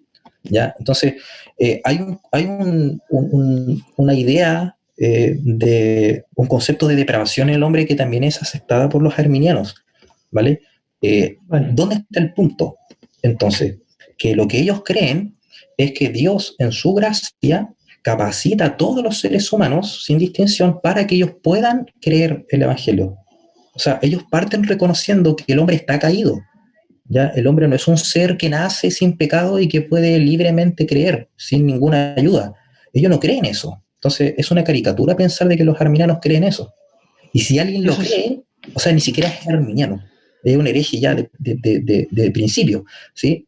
Pero los teólogos de tendencia arminiana o simplemente no calvinistas, porque hay teólogos que no se definen como arminianos. El mismo José Martínez que leía adelante, Ernesto Trenchard, no son arminianos, pero tampoco son calvinistas. ¿Ya? Bueno, pero los teólogos serios, los estudiosos serios, y que tienen un concepto claro de la caída, de la depravación del hombre, de su corrupción, no van a decirte que el hombre puede producir fe por sí solo. Entonces, el primer punto que tú planteas tiene un problema en el mismo planteamiento, porque yo no conozco por lo menos a nadie que crea eso. ¿Ya? Entonces, lo que ellos sí creen es que el hombre, aún estando depravado por naturaleza, es asistido por el Espíritu Santo y en ese sentido todos los humanos son asistidos. Ellos creen en lo que se llama la doctrina de la gracia preveniente. Bueno, entre los wesleyanos y los arminianos hay una distinción. Ya unos dicen que la gracia preveniente es concedida por Dios casi cuando nacen. O sea, todos los seres humanos tienen esa capacidad. Mientras que los otros, si no me equivoco, son los wesleyanos, a ver si alguien aquí me corrige allí, creen que esa gracia es concedida en el Evangelio, en la predicación del Evangelio, cuando tú escuchas el Evangelio. ¿Sí? Fabi me dice sí. Bueno, los wesleyanos son los que creen eso, entonces. Cuando te predica el Evangelio, Dios te concede la gracia y la capacidad de poder responder al Evangelio con fe. Pero ambos, arminianos y wesleyanos, coinciden en que el hombre necesita de la gracia. Lo que pasa es que ellos creen que la gracia de Dios se las concede a todos los humanos. Bueno, en el caso de los wesleyanos no necesariamente a toda la humanidad, pero de todas maneras, todo el que escucha el Evangelio, Dios lo capacita. Pero el punto es que algunos no creen el Evangelio. Bueno, de hecho, el apéndice que yo les hablé hace un momento que yo tengo acá, y que ojalá ustedes lo lean, se llama Gracia Suficiente para Todos, trata precisamente con este tema de la gracia preveniente. Es un argumento, una argumentación para refutar la doctrina de la gracia preveniente. Entonces, ese es el punto, Gonzalo. Lo entendí. No sé si ahora te responde la pregunta. Sí. Ya. Es que pensé que lo había planteado como una objeción, pero ahora ya lo entendí. No, la objeción está en que Dios no basó su elección en ese conocimiento. Exacto. Esa es la objeción, sino que Dios basa su elección nada más que en su sola gracia, beneplácito. Una de las cosas que yo dije al principio, es que debemos reconocer y repetir lo que se ha dicho durante siglos.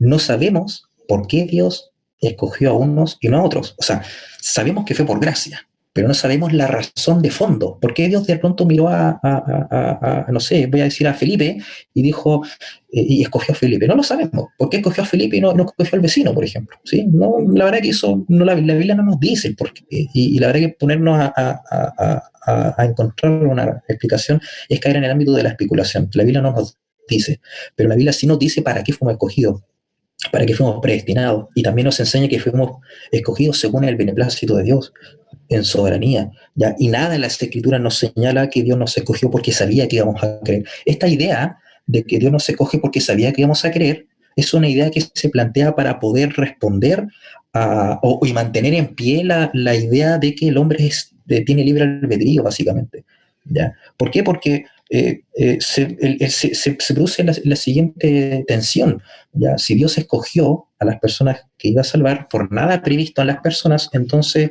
resulta que el hombre finalmente no es libre ni de haber sido escogido ni de creer, ¿ya? Porque Dios ya lo predestinó así. Entonces caemos en una suerte de determinismo, ¿ya? Creo que una vez hablé contigo, Gonzalo, o no me acuerdo con quién ya, que hablábamos precisamente... El Gonzalo está súper así. ¿Mm? ¿Cómo? Yo creo que se le quedó el micrófono abierto. Ya está, ok. Sí, el asunto es que hay una tensión, ¿cierto?, entre la responsabilidad del hombre y la soberanía de Dios. Y yo al menos, y aquí no lo puedo obligar a creer lo mismo, pero yo la verdad es que soy feliz con esa tensión. Ya no me hago más problemas. Yo creo que la Biblia es súper clara en enseñarnos que Dios es absolutamente soberano sobre todas las cosas. Pero también la Biblia nos enseña que el hombre es responsable. No digo que tiene libre albedrío, no me confundan. No confundan las cosas, ¿sí? No estoy hablando de eso. Pero el hombre es responsable de responder ante un Dios justo y digamos, ser condenado por sus pecados, ¿cierto? Existen ambas afirmaciones en las Escrituras, la soberanía de Dios y la responsabilidad del hombre. ¿Cómo yo lidio ambas cosas? La verdad es que ni siquiera me molesto, ¿ya? Algunos intentan lidiar y llegan a extremos, caen en un determinismo absoluto, caen en una suerte de hipercalvinismo que no es calvinismo, ¿sí? O caen en una suerte de pelagianismo absoluto también, pues. ¿Ya? U otros tratan de buscar fórmulas más filosóficas, como lo hace el molinismo, ¿ya? No, yo afirmo ambas realidades y me quedo ahí. No trato de no avanzar más, porque ya es caer en la especulación. Y creo que el mismo Pablo exclama sorprendido, y en este mismo contexto, acerca de la profundidad de cómo se llama, de los misterios insondables de Dios, ¿cierto? Entonces lo dejo como un misterio que no vamos a resolver, al menos en esta vida. Mauricio, me llega una pregunta por interno. Si puedes volver a explicar en unas breves palabras la diferencia entre elección y predestinación. Ya. La elección tiene que ver con ese acto eterno y soberano de Dios, en virtud del cual Dios escoge a un cierto número de individuos para ser los recipientes de su gracia y de salvación. ¿Ya? La elección es escoger, eso. En la elección Dios escoge soberanamente, libremente, a un cierto número de personas para hacerlas depositarias de su gracia y de salvación eterna. Eso es elección. La elección es un acto eterno de Dios. ¿Por qué? Porque Dios lleva a cabo antes del tiempo, o fuera del tiempo, o antes de la fundación del mundo, como lo quieran. ¿Ya? Eso es elección. Y la predestinación tiene que ver con aquello a lo que son determinados los objetos de su elección. Por lo tanto, la predestinación es lógicamente posterior. La elección viene siendo entonces el antecedente de la predestinación. Y la predestinación como tal es aquello a lo que son determinados. O en otras palabras, ¿para qué Dios nos escoge? Para salvarnos. Bueno, como esa elección Dios le lleva a cabo tanto soberanamente y tanto ciertamente, es decir, Dios escoge para salvar y Dios los va a salvar y ciertamente así lo va a hacer, ¿cierto? Miren, no hay ninguna posibilidad de que Dios haya escogido voy a decir a alguien, a Mauricio, ¿sí? Que Dios haya escogido a Mauricio y que después no lo salve. ¿Se entiende? No hay ninguna posibilidad de que Dios haya escogido a Pablo Astete y no lo salve. Entonces, esa elección hace que sea cierta y segura su salvación. Por lo tanto, Dios lo predestina para ese fin. Dios predestina su salvación. Hace que la salvación se haga cierta, ¿sí? Se haga segura en el tiempo. ¿En virtud de qué? En virtud de que ha sido escogido. Por eso, Mauricio, insisto, la elección es el antecedente lógico de la predestinación. Mauricio, ¿Mm? dijiste ¿Sí? que es el antecedente lógico, ¿cierto? Pero suceden simultáneamente. Eso lo dije también. Sucede simultáneamente. Mira, ¿por qué hablamos de simultáneamente? Lo que pasa es que a nosotros nos cuesta sacarnos el concepto del tiempo, porque nosotros somos personas del tiempo, ¿cierto? Personas que estamos constantemente lidiando con el antes, el ahora y el mañana, ¿sí? Y eso es parte de la condición de nuestra propia humanidad. Somos personas que estamos insertas en el tiempo. Por lo tanto, nosotros pensamos siempre en términos de cronológicos, ¿sí? Pero cuando uno hace una reflexión respecto de las acciones de Dios en la eternidad, hay que entender esas acciones como acciones que Dios lleva a cabo fuera del tiempo. Dios no está sujeto al tiempo, ¿sí? No es que cuando Dios escogió todas las cosas y escogió crearnos y escogió salvarnos y escogió el medio y bueno, todo lo que tiene que ver con la redención del hombre, no es que en la eternidad, en el estado de gloria de Dios, estas cosas hayan sucedido de manera cronológica. Primero pensó una cosa, a los segundos después pensó otra, porque incluso fíjense que pensar en esos términos, en términos de después y después, es ya introducir el concepto del tiempo. Es ya introducir el tiempo. Y la verdad es que Dios habita en la eternidad y en ese sentido no hay tiempo. Por lo tanto, se sigue de eso. Esto ya es teología pura, ¿ya? Es teología propia. Se sigue de esto que, por consiguiente, Dios, todas las acciones que Dios ha determinado llevar a cabo, las ha determinado simultáneamente. Incluso en el debate sobre el orden de los decretos de Dios, que ustedes saben que existen distintos tipos. Hay los supralapsarianos, los infralapsarianos, están los sublapsarianos, ¿sí? Que es esta línea calvinista más moderada, ¿sí? Pero existen estos distintos puntos, o el molinismo también dentro de esta idea, si queremos introducirla, la idea con respecto a los decretos de Dios. Pero todos coinciden en que los decretos de Dios, este orden de los decretos es nada más que un orden lógico, pero no es un orden cronológico, ¿sí? Por eso decía que la elección y la predestinación suceden simultáneamente. Tiene que ser así. esto no es porque la Escritura lo diga así, ¿ya? Pero nosotros, o en teología, lo deducimos así en base a este concepto, o a esta premisa de que Dios está fuera del tiempo. Y si la elección y la predestinación fueron determinaciones de Dios desde antes de la fundación del mundo, se sigue entonces que fueron determinaciones fuera del tiempo y por consiguiente simultáneas.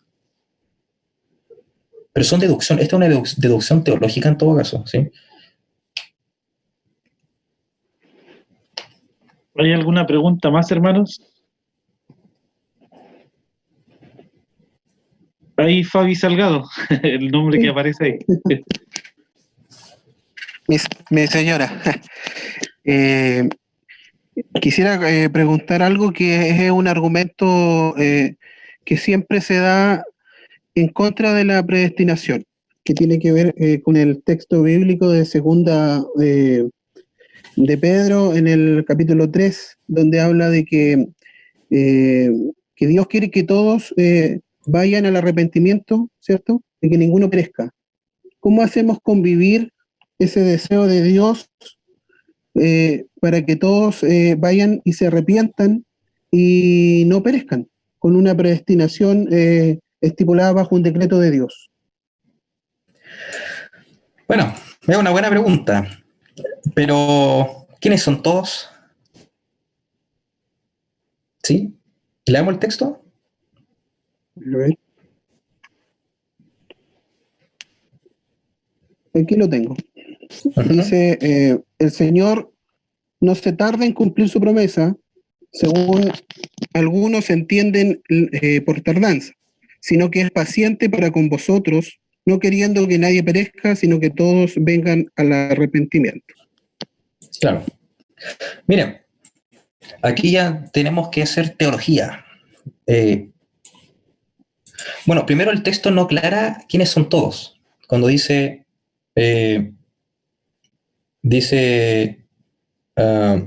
es paciente para con nosotros, ¿sí? Con nosotros, no queriendo que ninguno perezca, sino que todos procedan al arrepentimiento. Bueno, es lógico que todos y nosotros están relacionados en este texto.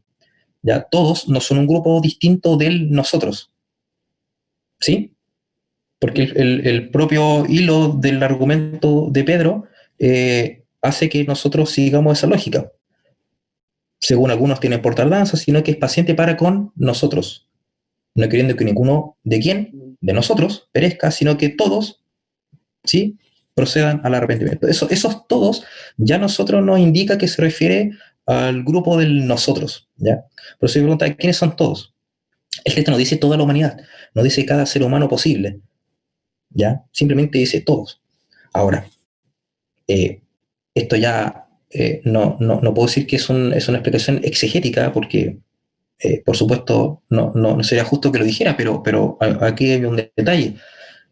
El asunto es que en la literatura hebrea o judía, como quieran llamarle, se ocupan muchas las figuras retóricas, y una de las figuras muy abundantes es la famosa metonimia o la sinécdoque, ¿ya? ¿En qué consiste esta figura? En hacer referencia a una parte por el todo, o el todo por una parte. De hecho, nosotros ocupamos también esas expresiones comúnmente, ¿ya? Por ejemplo, decimos, no sé, 10 cabezas de ganado, ¿sí? 10 cabezas de ganado no significa 10 cabezas de cada vaca, sino que es una forma de referirse a la vaca completa o al ganado completo, ¿cierto? Ahí estamos utilizando la metonimia en el sentido de una parte por el todo, ¿sí? O cuando decimos per cápita, son uso de estas figuras que nosotros lo usamos tan usualmente que ni siquiera nos damos cuenta de que estamos haciendo uso de la figura. ¿Perdón? Se le escucha cortado. ¿Se escuchó cortado?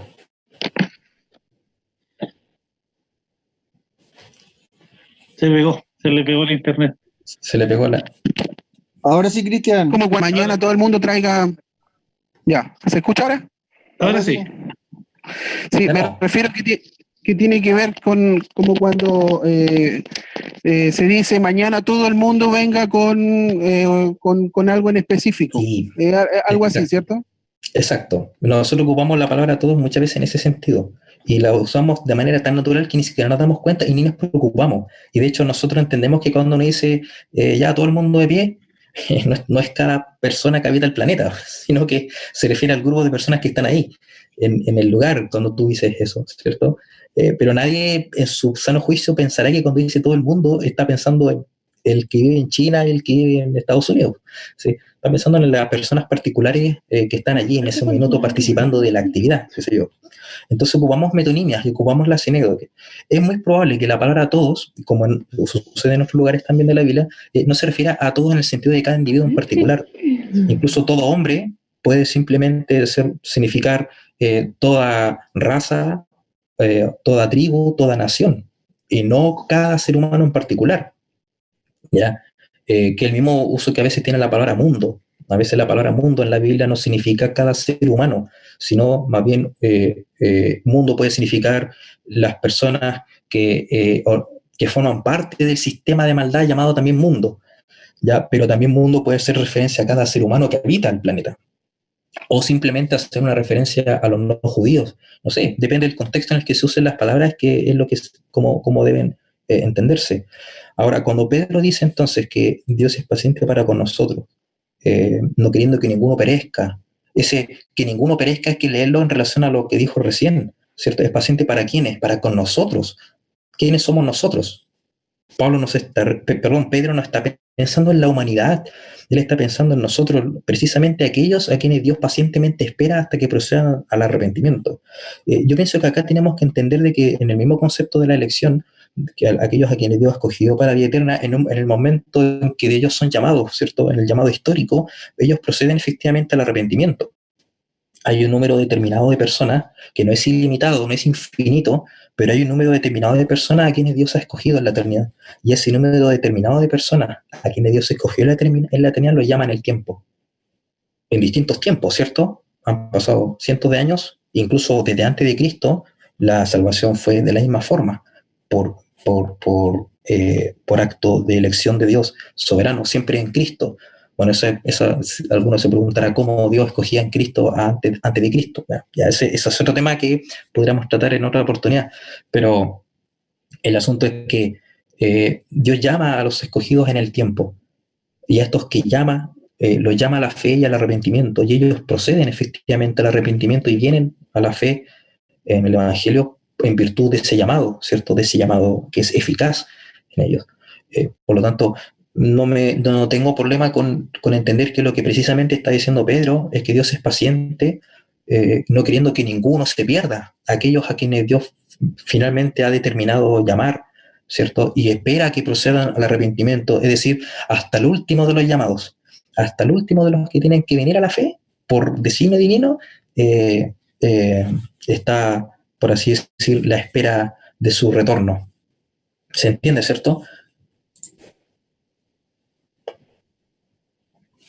Entonces, finalmente eso, hermanos, todos aquellos a quienes Dios llama al arrepentimiento, pero no refiriéndose a los que llama al arrepentimiento en un llamamiento general, sino los que llama conforme a su propósito salvífico, que finalmente son los llamados a quienes Dios llama eficazmente. Bien, hermanos, ¿hay más preguntas? Quedan 4 minutos. ¿O algún comentario? ¿Algún comentario? ¿Acotación, aportación? Ya, yo quiero hacer una pregunta. Perdón si digo algo que... es que, bueno, si se menciona que hay... O sea, nosotros tenemos la labor de evangelizar, ¿verdad? De predicar la palabra. Pero ¿qué pasa si yo evangelizo o le predico a alguien que no es llamado? ¿Ya? Sería como vano, ¿o no? Sí, bueno, esa es una pregunta que muchos se hacen.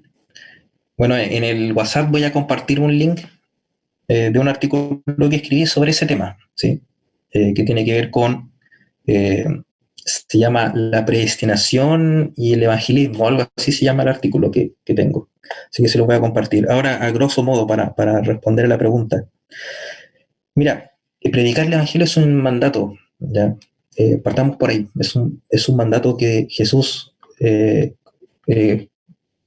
digamos, Jesús comisionó a sus apóstoles a predicar el Evangelio, ¿cierto? Y no solamente a los apóstoles, sino a todos sus discípulos, a los que habrían de creer, en definitiva, a los cristianos. ¿Por qué? Porque el Evangelio es el medio que Dios determinó para llamar a sus escogidos, ¿sí? El Evangelio es ese instrumento por medio del cual Dios llama a sus escogidos. Entonces, predicar el Evangelio es un mandato, digamos que es una comisión a la que estamos todos comisionados, ¿sí? Hasta ahí está claro. Claro, uno pregunta, bueno, ¿qué sentido tiene que yo le predique a alguien que finalmente no ha sido escogido por Dios? El asunto es que nosotros no estamos mandados a preguntar quiénes son escogidos por Dios. Tú no vas por la calle o no sé, ya voy a decir un ejemplo más concreto. Yo solía liderar un grupo de jóvenes, que el grupo de evangelismo. Nosotros todos los viernes en la noche se nos predicaba a la plaza. Éramos un grupito pequeño, como de 10 jóvenes, íbamos a la plaza. Y la verdad es que yo no me dirigía a algún grupo en la plaza pensando o mirando su cara y decir, a ver, este tiene cara de escogido, ¿ya? O este tiene cara de que va a querer. La verdad que no. Tú tienes que predicar el evangelio a toda criatura, predicar el evangelio nomás.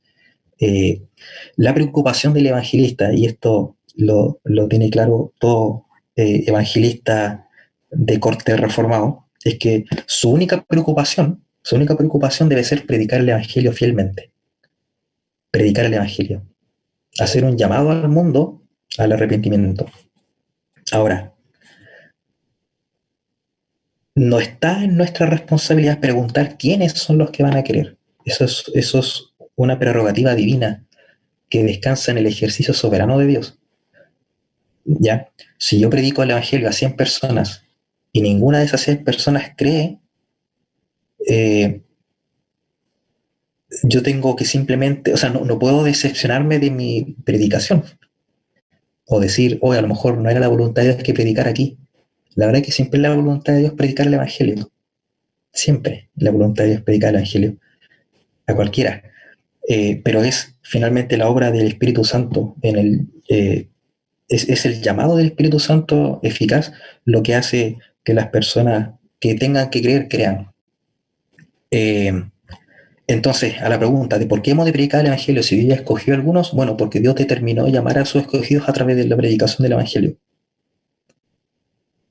¿Se entiende? Es el medio que Dios determinó solamente para atraer a sí mismo a los que son sus ovejas.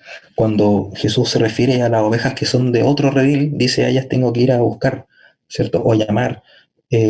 Bueno, ¿cómo lo hizo o cómo lo está haciendo? A través del Evangelio, ¿cierto? Esas otras ovejas, en el contexto en que lo dice Jesús, se refería a los gentiles, ¿sí? Ovejas de otro redil, se refería a los gentiles. Y cómo Dios convoca a sus ovejas de ese otro redil, cómo los convoca a su rebaño, ¿cómo? A través del Evangelio. Entonces el Evangelio es, como dije, ese instrumento, ese medio a través del cual Dios llama a sus ovejas a formar parte de su rebaño. Y por lo tanto nosotros, como conocedores del Evangelio, tenemos que predicar el Evangelio y preocuparnos solamente de predicar el Evangelio. Mauricio, me llegó otra pregunta por interno y dice si pueden desarrollar brevemente el término libre albedrío. ¿Desarrollar el término? No sé si entendí bien la pregunta o a lo que apuntaba la pregunta, pero bueno, libre albedrío es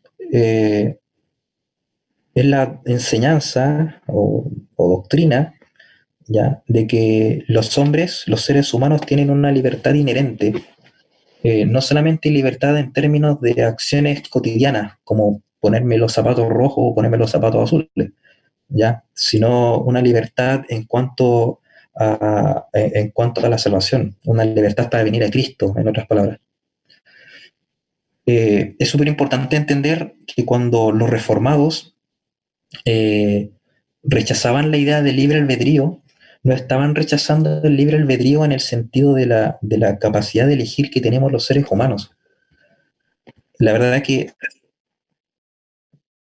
hay un... Bueno, qué bueno que hicieron la pregunta en realidad. Que por cierto, bueno, voy a después en el WhatsApp mandarle otro link de otro artículo que se llama, que también escribí, que se llama El libre albedrío y la libertad de la voluntad. ¿Ya? Se lo voy a también mandar ahí como link en el grupo de WhatsApp. Pero vuelvo para responder a grosso modo. A ver, el hombre, el ser humano tiene libertad para escoger, tiene libertad para elegir, ¿sí o no? Sí. Tiene libertad para elegir, ¿sí? Sí. Ya. Tiene lo que algunos predicadores dicen libre albedrío moral. ¿Ya? ¿Ok? ¿Ok? Ya, entonces el hombre tiene mira, yo no ocupaba la palabra libre albedrío. Mi pregunta fue, ¿el hombre tiene libertad para elegir? O lo pregunto de otra manera, de otra forma, más sencilla.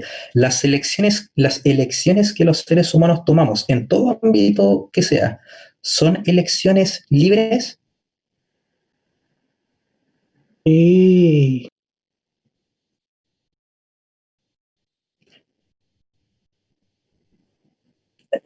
Ya, bien, bueno. Se me adelantó, pero yo iba a ir a eso. ¿Sí? Pero se me adelantó, sí. Pero está bien, sí. Mira, si preguntamos si el hombre, si las elecciones que nosotros realizamos, las Ahí influye la realizamos de naturaleza manera caída. libre, la verdad que sí. Pero, otra pregunta. ¿Tiene el hombre una voluntad libre para escoger cualquier cosa en cualquier dirección? Mauri. La respuesta es que no. Y ahí el hermano Elías lo aclaró por qué. Porque aquí tenemos que hacer una diferencia entre libertad de elección y libertad de la voluntad. ¿Ya? La cuestión es que todos los seres humanos escogemos según nuestra voluntad. Nadie escoge algo fuera de su propia voluntad. Miren, John Gessner, este teólogo reformado que, bueno, falleció hace hartos años, él fue el gran mentor de R.C. Sproul, él tiene una analogía que, bueno, yo lo ocupo ahí en mi artículo, una analogía que es algo así como esto. Él dice, imagínense que yo voy con una pistola y le digo a usted que lea este artículo o lo mato. ¿Ya? Entonces, dice, bueno, uno podría haberse tentado a pensar de que a lo mejor yo voy a leer, esa persona va a leer el artículo porque está siendo obligado, dado que tiene un elemento de persuasión que es una pistola en su cabeza. Ahora, lo que dice John Kessler es muy cierto. Él dice, a ver, denme mejor un segundo, vamos a ser más rápido. Voy a leérselo. Ya me acordé que tenía la pestaña de ese artículo abierta. John Kessler lo plantea así. Él dice, supongamos que el autor de este libreto está en este momento parado delante de usted con una pistola en su mano y su cañón apuntándole diciéndole, lea este escrito mío o va a ver. Suponga ahora que bajo esas condiciones usted proceda a la lectura. Usted puede estar tentado a creer que está siendo forzado en una situación como esa. Ahora, para estar seguro, usted tiene un delicado instrumento de persuasión apuntándole, pero ese cañón no le fuerza realmente a usted a escoger leer lo que está escrito. Usted escoge leer lo que ha escrito porque le parece bien hacerlo así. Ahora, admitámoslo, la razón de que le parezca bien a usted hacerlo así, bajo estas circunstancias, es que ello le parece preferible en vez de tener sus sesos derramados sobre el escritorio. Pero si por alguna extraña razón le pareciera mejor tener su cerebro desparramado en el escritorio en lugar de leer este escrito en particular, usted no leería este libro. Así que la razón por la que usted está leyendo este escrito particular, bajo estas circunstancias, es que usted prefiere leerlo que dejar la existencia de este mundo en esta forma particular y en este momento en especial. ¿Sí? No somos realmente forzados a escoger, aun cuando una pistola nos apunta a la cabeza. Está todavía dentro de nuestro poder de escoger el dejar que la pistola dispare. No hay poder en este mundo capaz de realmente forzar nuestros deseos. Puede forzar nuestro cuerpo Una persona puede atarnos, inmovilizarnos y llevarnos a donde no escojamos ir. Puede quitarnos la vida aún contra nuestra voluntad. Los poderes de este mundo pueden hacer virtualmente todo lo que quieren, pero esta única área es invulnerable e inconquistable ante cualquier cosa, digamos, la soberanía de nuestro propio deseo. Miren, no es un tema a discutir si acaso los hombres tomamos decisiones libres, tampoco si acaso esas decisiones son voluntarias. Ya, como dice Anthony Joaquema, no sé si alguno aquí conocerá a Anthony Joaquema, muy famoso por su libro La Biblia y el futuro, ¿sí? Creados a imagen de Dios. Este fue un teólogo reformado, también muy conocido. Él dice, la capacidad de elegir o la capacidad de escoger es un aspecto inseparable de la naturaleza humana. La capacidad para elegir se presupone en el hecho de que el ser humano es una persona creada. La capacidad de elegir es un aspecto de la imagen de Dios en su sentido más amplio o estructural. Entender que los seres humanos tienen esta capacidad para elegir y que conservan dicha capacidad incluso después de la caída es, por tanto, un énfasis especial en la doctrina cristiana del hombre. Dios no trata con los seres humanos como si fueran un palo o una piedra. Dios no trata con el ser humano como una persona que debe responderle y al que se le pide cuentas por la naturaleza de su respuesta. Desde la perspectiva cristiana, el ser humano es y sigue siendo, como lo plantea Leonard Verduin, una criatura de opciones, alguien que se encuentra constantemente ante alternativas entre las cuales elige diciendo sí a una y no a la otra. ¿Ya? Pero la voluntad del hombre, y aquí está relacionado a lo que decía el hermano Elías, la voluntad humana, ahora estoy hablando de voluntad, la voluntad humana nunca es libre, es decir, no es autónoma o libertaria. La voluntad humana no existe ni opera independientemente de nosotros mismos. ¿Sí? Los deseos y las intenciones son una expresión de nuestra naturaleza, de lo que somos como agentes morales, tanto en nuestra condición caída como en cualquier otra faceta humana en donde exista la participación de alguna volición o voluntad. Tampoco nuestras voluntades se encuentran en estado de completa neutralidad. De lo contrario, jamás escogeríamos nada en lo absoluto. Debemos entender estos principios, ya que, como dije antes, todas las elecciones que un individuo toma durante su vida están determinadas por alguna causa que inclina o dirige su voluntad hacia alguna opción por sobre otra. Y esa causa que gobierna la voluntad se halla en la propia naturaleza humana. ¿Sí? Entonces, cuando tratamos con el no tan sencillo asunto del libre albedrío y de la libertad de la voluntad en el contexto de la antropología bíblica y de la soteriología, una cuestión que debemos saber responder es, ¿poseen los hombres una voluntad libre para desear o anhelar cualquier cosa en cualquier dirección o sentido? O más importante para efecto de esta pregunta, ¿cómo están determinadas las elecciones que el hombre toma en el ámbito moral y espiritual? Y entonces, antes de responder esa pregunta, hay que señalar que el problema que hay con el libre albedrío, miren, no es si somos libres para hacer lo que queramos, sino qué es lo que queremos hacer. ¿Qué es lo que queremos hacer?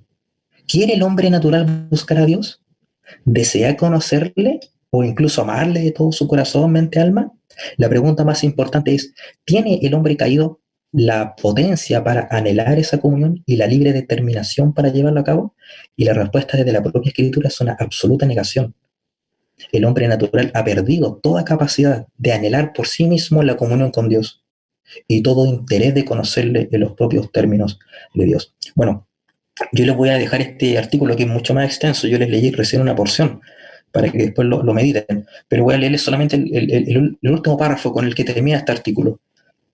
Hay una diferencia entre capacidad volitiva y libertad volitiva, y esto debe servir como resumen para lo que se ha dicho hasta ahora. Todos los hombres tienen capacidad volitiva, esto es, la capacidad de desear alguna cosa, pero no la libertad para desear cualquier cosa en todas las direcciones y sentidos. De otro modo, todos los hombres son libres para escoger cualquier cosa según sea la propia voluntad, pero no poseen una voluntad verdaderamente libre para desear cualquier cosa. Por otra parte, la verdadera libertad solo es posible en Cristo, y aún así los creyentes no gozamos todavía plenamente de ella, sino hasta cuando seamos glorificados. Solo entonces seremos finalmente totalmente libres y adoraremos a Dios en perfecta libertad. ¿Se entiende? Bueno, si fue muy enredado, entonces igual yo les voy a mandar un link con este artículo que está mejor explicado y con más ejemplos bíblicos. ¿Ya? Pero lo que dijo el hermano Elías es muy cierto. Finalmente nuestras decisiones están determinadas o autodeterminadas por nuestra propia naturaleza. Entonces somos libres para ponerme el zapato rojo o el negro, no tan libres, porque voy a escoger según es mi deseo más intenso en el momento. A lo mejor en ese minuto me gusta más el rojo. Por lo tanto, mi elección fue libre, pero fue una elección fundamentada en mi voluntad, en mi deseo. Y mi deseo era, en este minuto, una preferencia, un gusto, el color rojo. ¿Sí? Bueno, yo sé que esto es bien enredado y que sea un poco más cabezón, pero así ¿Qué es. te pasa? ¿Qué te pasa? ¿Qué pasó? Cabezón. Bien, ¿hay alguna pregunta más, hermanos? Al parecer ya ha quedado la mayor parte resuelta. Igual siempre van a salir dudas. Pero si quedó alguna, hermano, o surge alguna durante la semana, porque igual esto hay que digerirlo y seguir estudiando. También en la próxima semana va a quedar un espacio para poder seguir preguntando. Así que con toda confianza. Bien. Bueno, yo les voy a juntar, como le dije, estos dos links sobre el libre albedrío y sobre la pregunta que nos hizo la hermana acerca del evangelismo. A ver si le responde un poco más ampliamente también las preguntas que hicieron a ese respecto. Sí, entonces no hay nada más que... No, creo que ya estaríamos. Yo creo que estaríamos. Hermano Gonzalo. ¿Está por ahí? Sí. Sí. Yo creo que ya... ¿Ah? Dígame. ¿Estaríamos listos entonces? Sí. Darle las gracias a nuestro hermano Mauricio Jiménez por el tiempo. Sí, hermano. Y la dedicación que ha dedicado a esto, y también gracias a los que pudieron participar, es de bendición para nosotros. Gracias también a ustedes por participar de esto y yo la verdad que disfruto mucho esto, poder compartir con los hermanos estas cosas. Así que gracias también por eso y por la confianza. Sí, muchos aquí no me conocían y no obstante igual se unieron al estudio y eso habla muy bien de ustedes, de ese ánimo, de ese hambre por aprender. Así que eso ya es bueno en sí mismo, ¿sí? Ese hambre que tienen por aprender. Así que para servirles en lo que sea, ¿sí? Amén. ¿Podríamos cerrar con una oración? Sí. Y damos por terminado. Podríamos pedirle a uno de nuestros pastores, Pastor Marcelo. ¿Está todavía ahí, cierto? Sí, acá estamos. Bien, sí, agradecer harta información, hay que digerirla. Oremos al Señor entonces. Buen Dios, te agradecemos tu buen amor y tu gran misericordia con nosotros. Gracias Dios por este tiempo que hemos tenido para poder meditar y pensar, Señor, y analizar, Señor, las Escrituras. Gracias, Señor, por la bendición de tener al hermano Mauricio con nosotros y poder contar, Dios mío, Señor, con el talento, el don, la virtud que tú le has dado, Señor, en lo que es el desarrollo, Dios mío, Señor, de los pensamientos cristianos. Gracias, Dios, por tener la Biblia con nosotros y sobre todas las cosas, gracias por la maravillosa persona del Espíritu Santo que vive y que mora en nuestro corazón y que es quien nos guía a toda verdad. Bendice nuestra vida, bendice cada hogar representado, Señor, y tu bendición llene el corazón de cada uno de nosotros. Gracias, Dios, por tu gran misericordia con cada uno de nosotros. En el nombre glorioso de Jesús. Amén y amén. Amén. Que el Señor les bendiga, hermano, el próximo jueves a la misma hora por el mismo canal. Bien, pues, hermano. Buenas noches, hermanos. Dios les bendiga. Buenas noches a todos. Hermano Mauricio. Buenas noches, Felipe. Chao, chao. Buenas noches, hermano. Que se les bendiga. Chao. Pastor Elías, bendiciones. Bendiciones. Chao, hermanos, que estén bien. Nos vemos. Hermanos. Chao, que descansen. Gracias Ahora por sí. estar. Ahora los corto.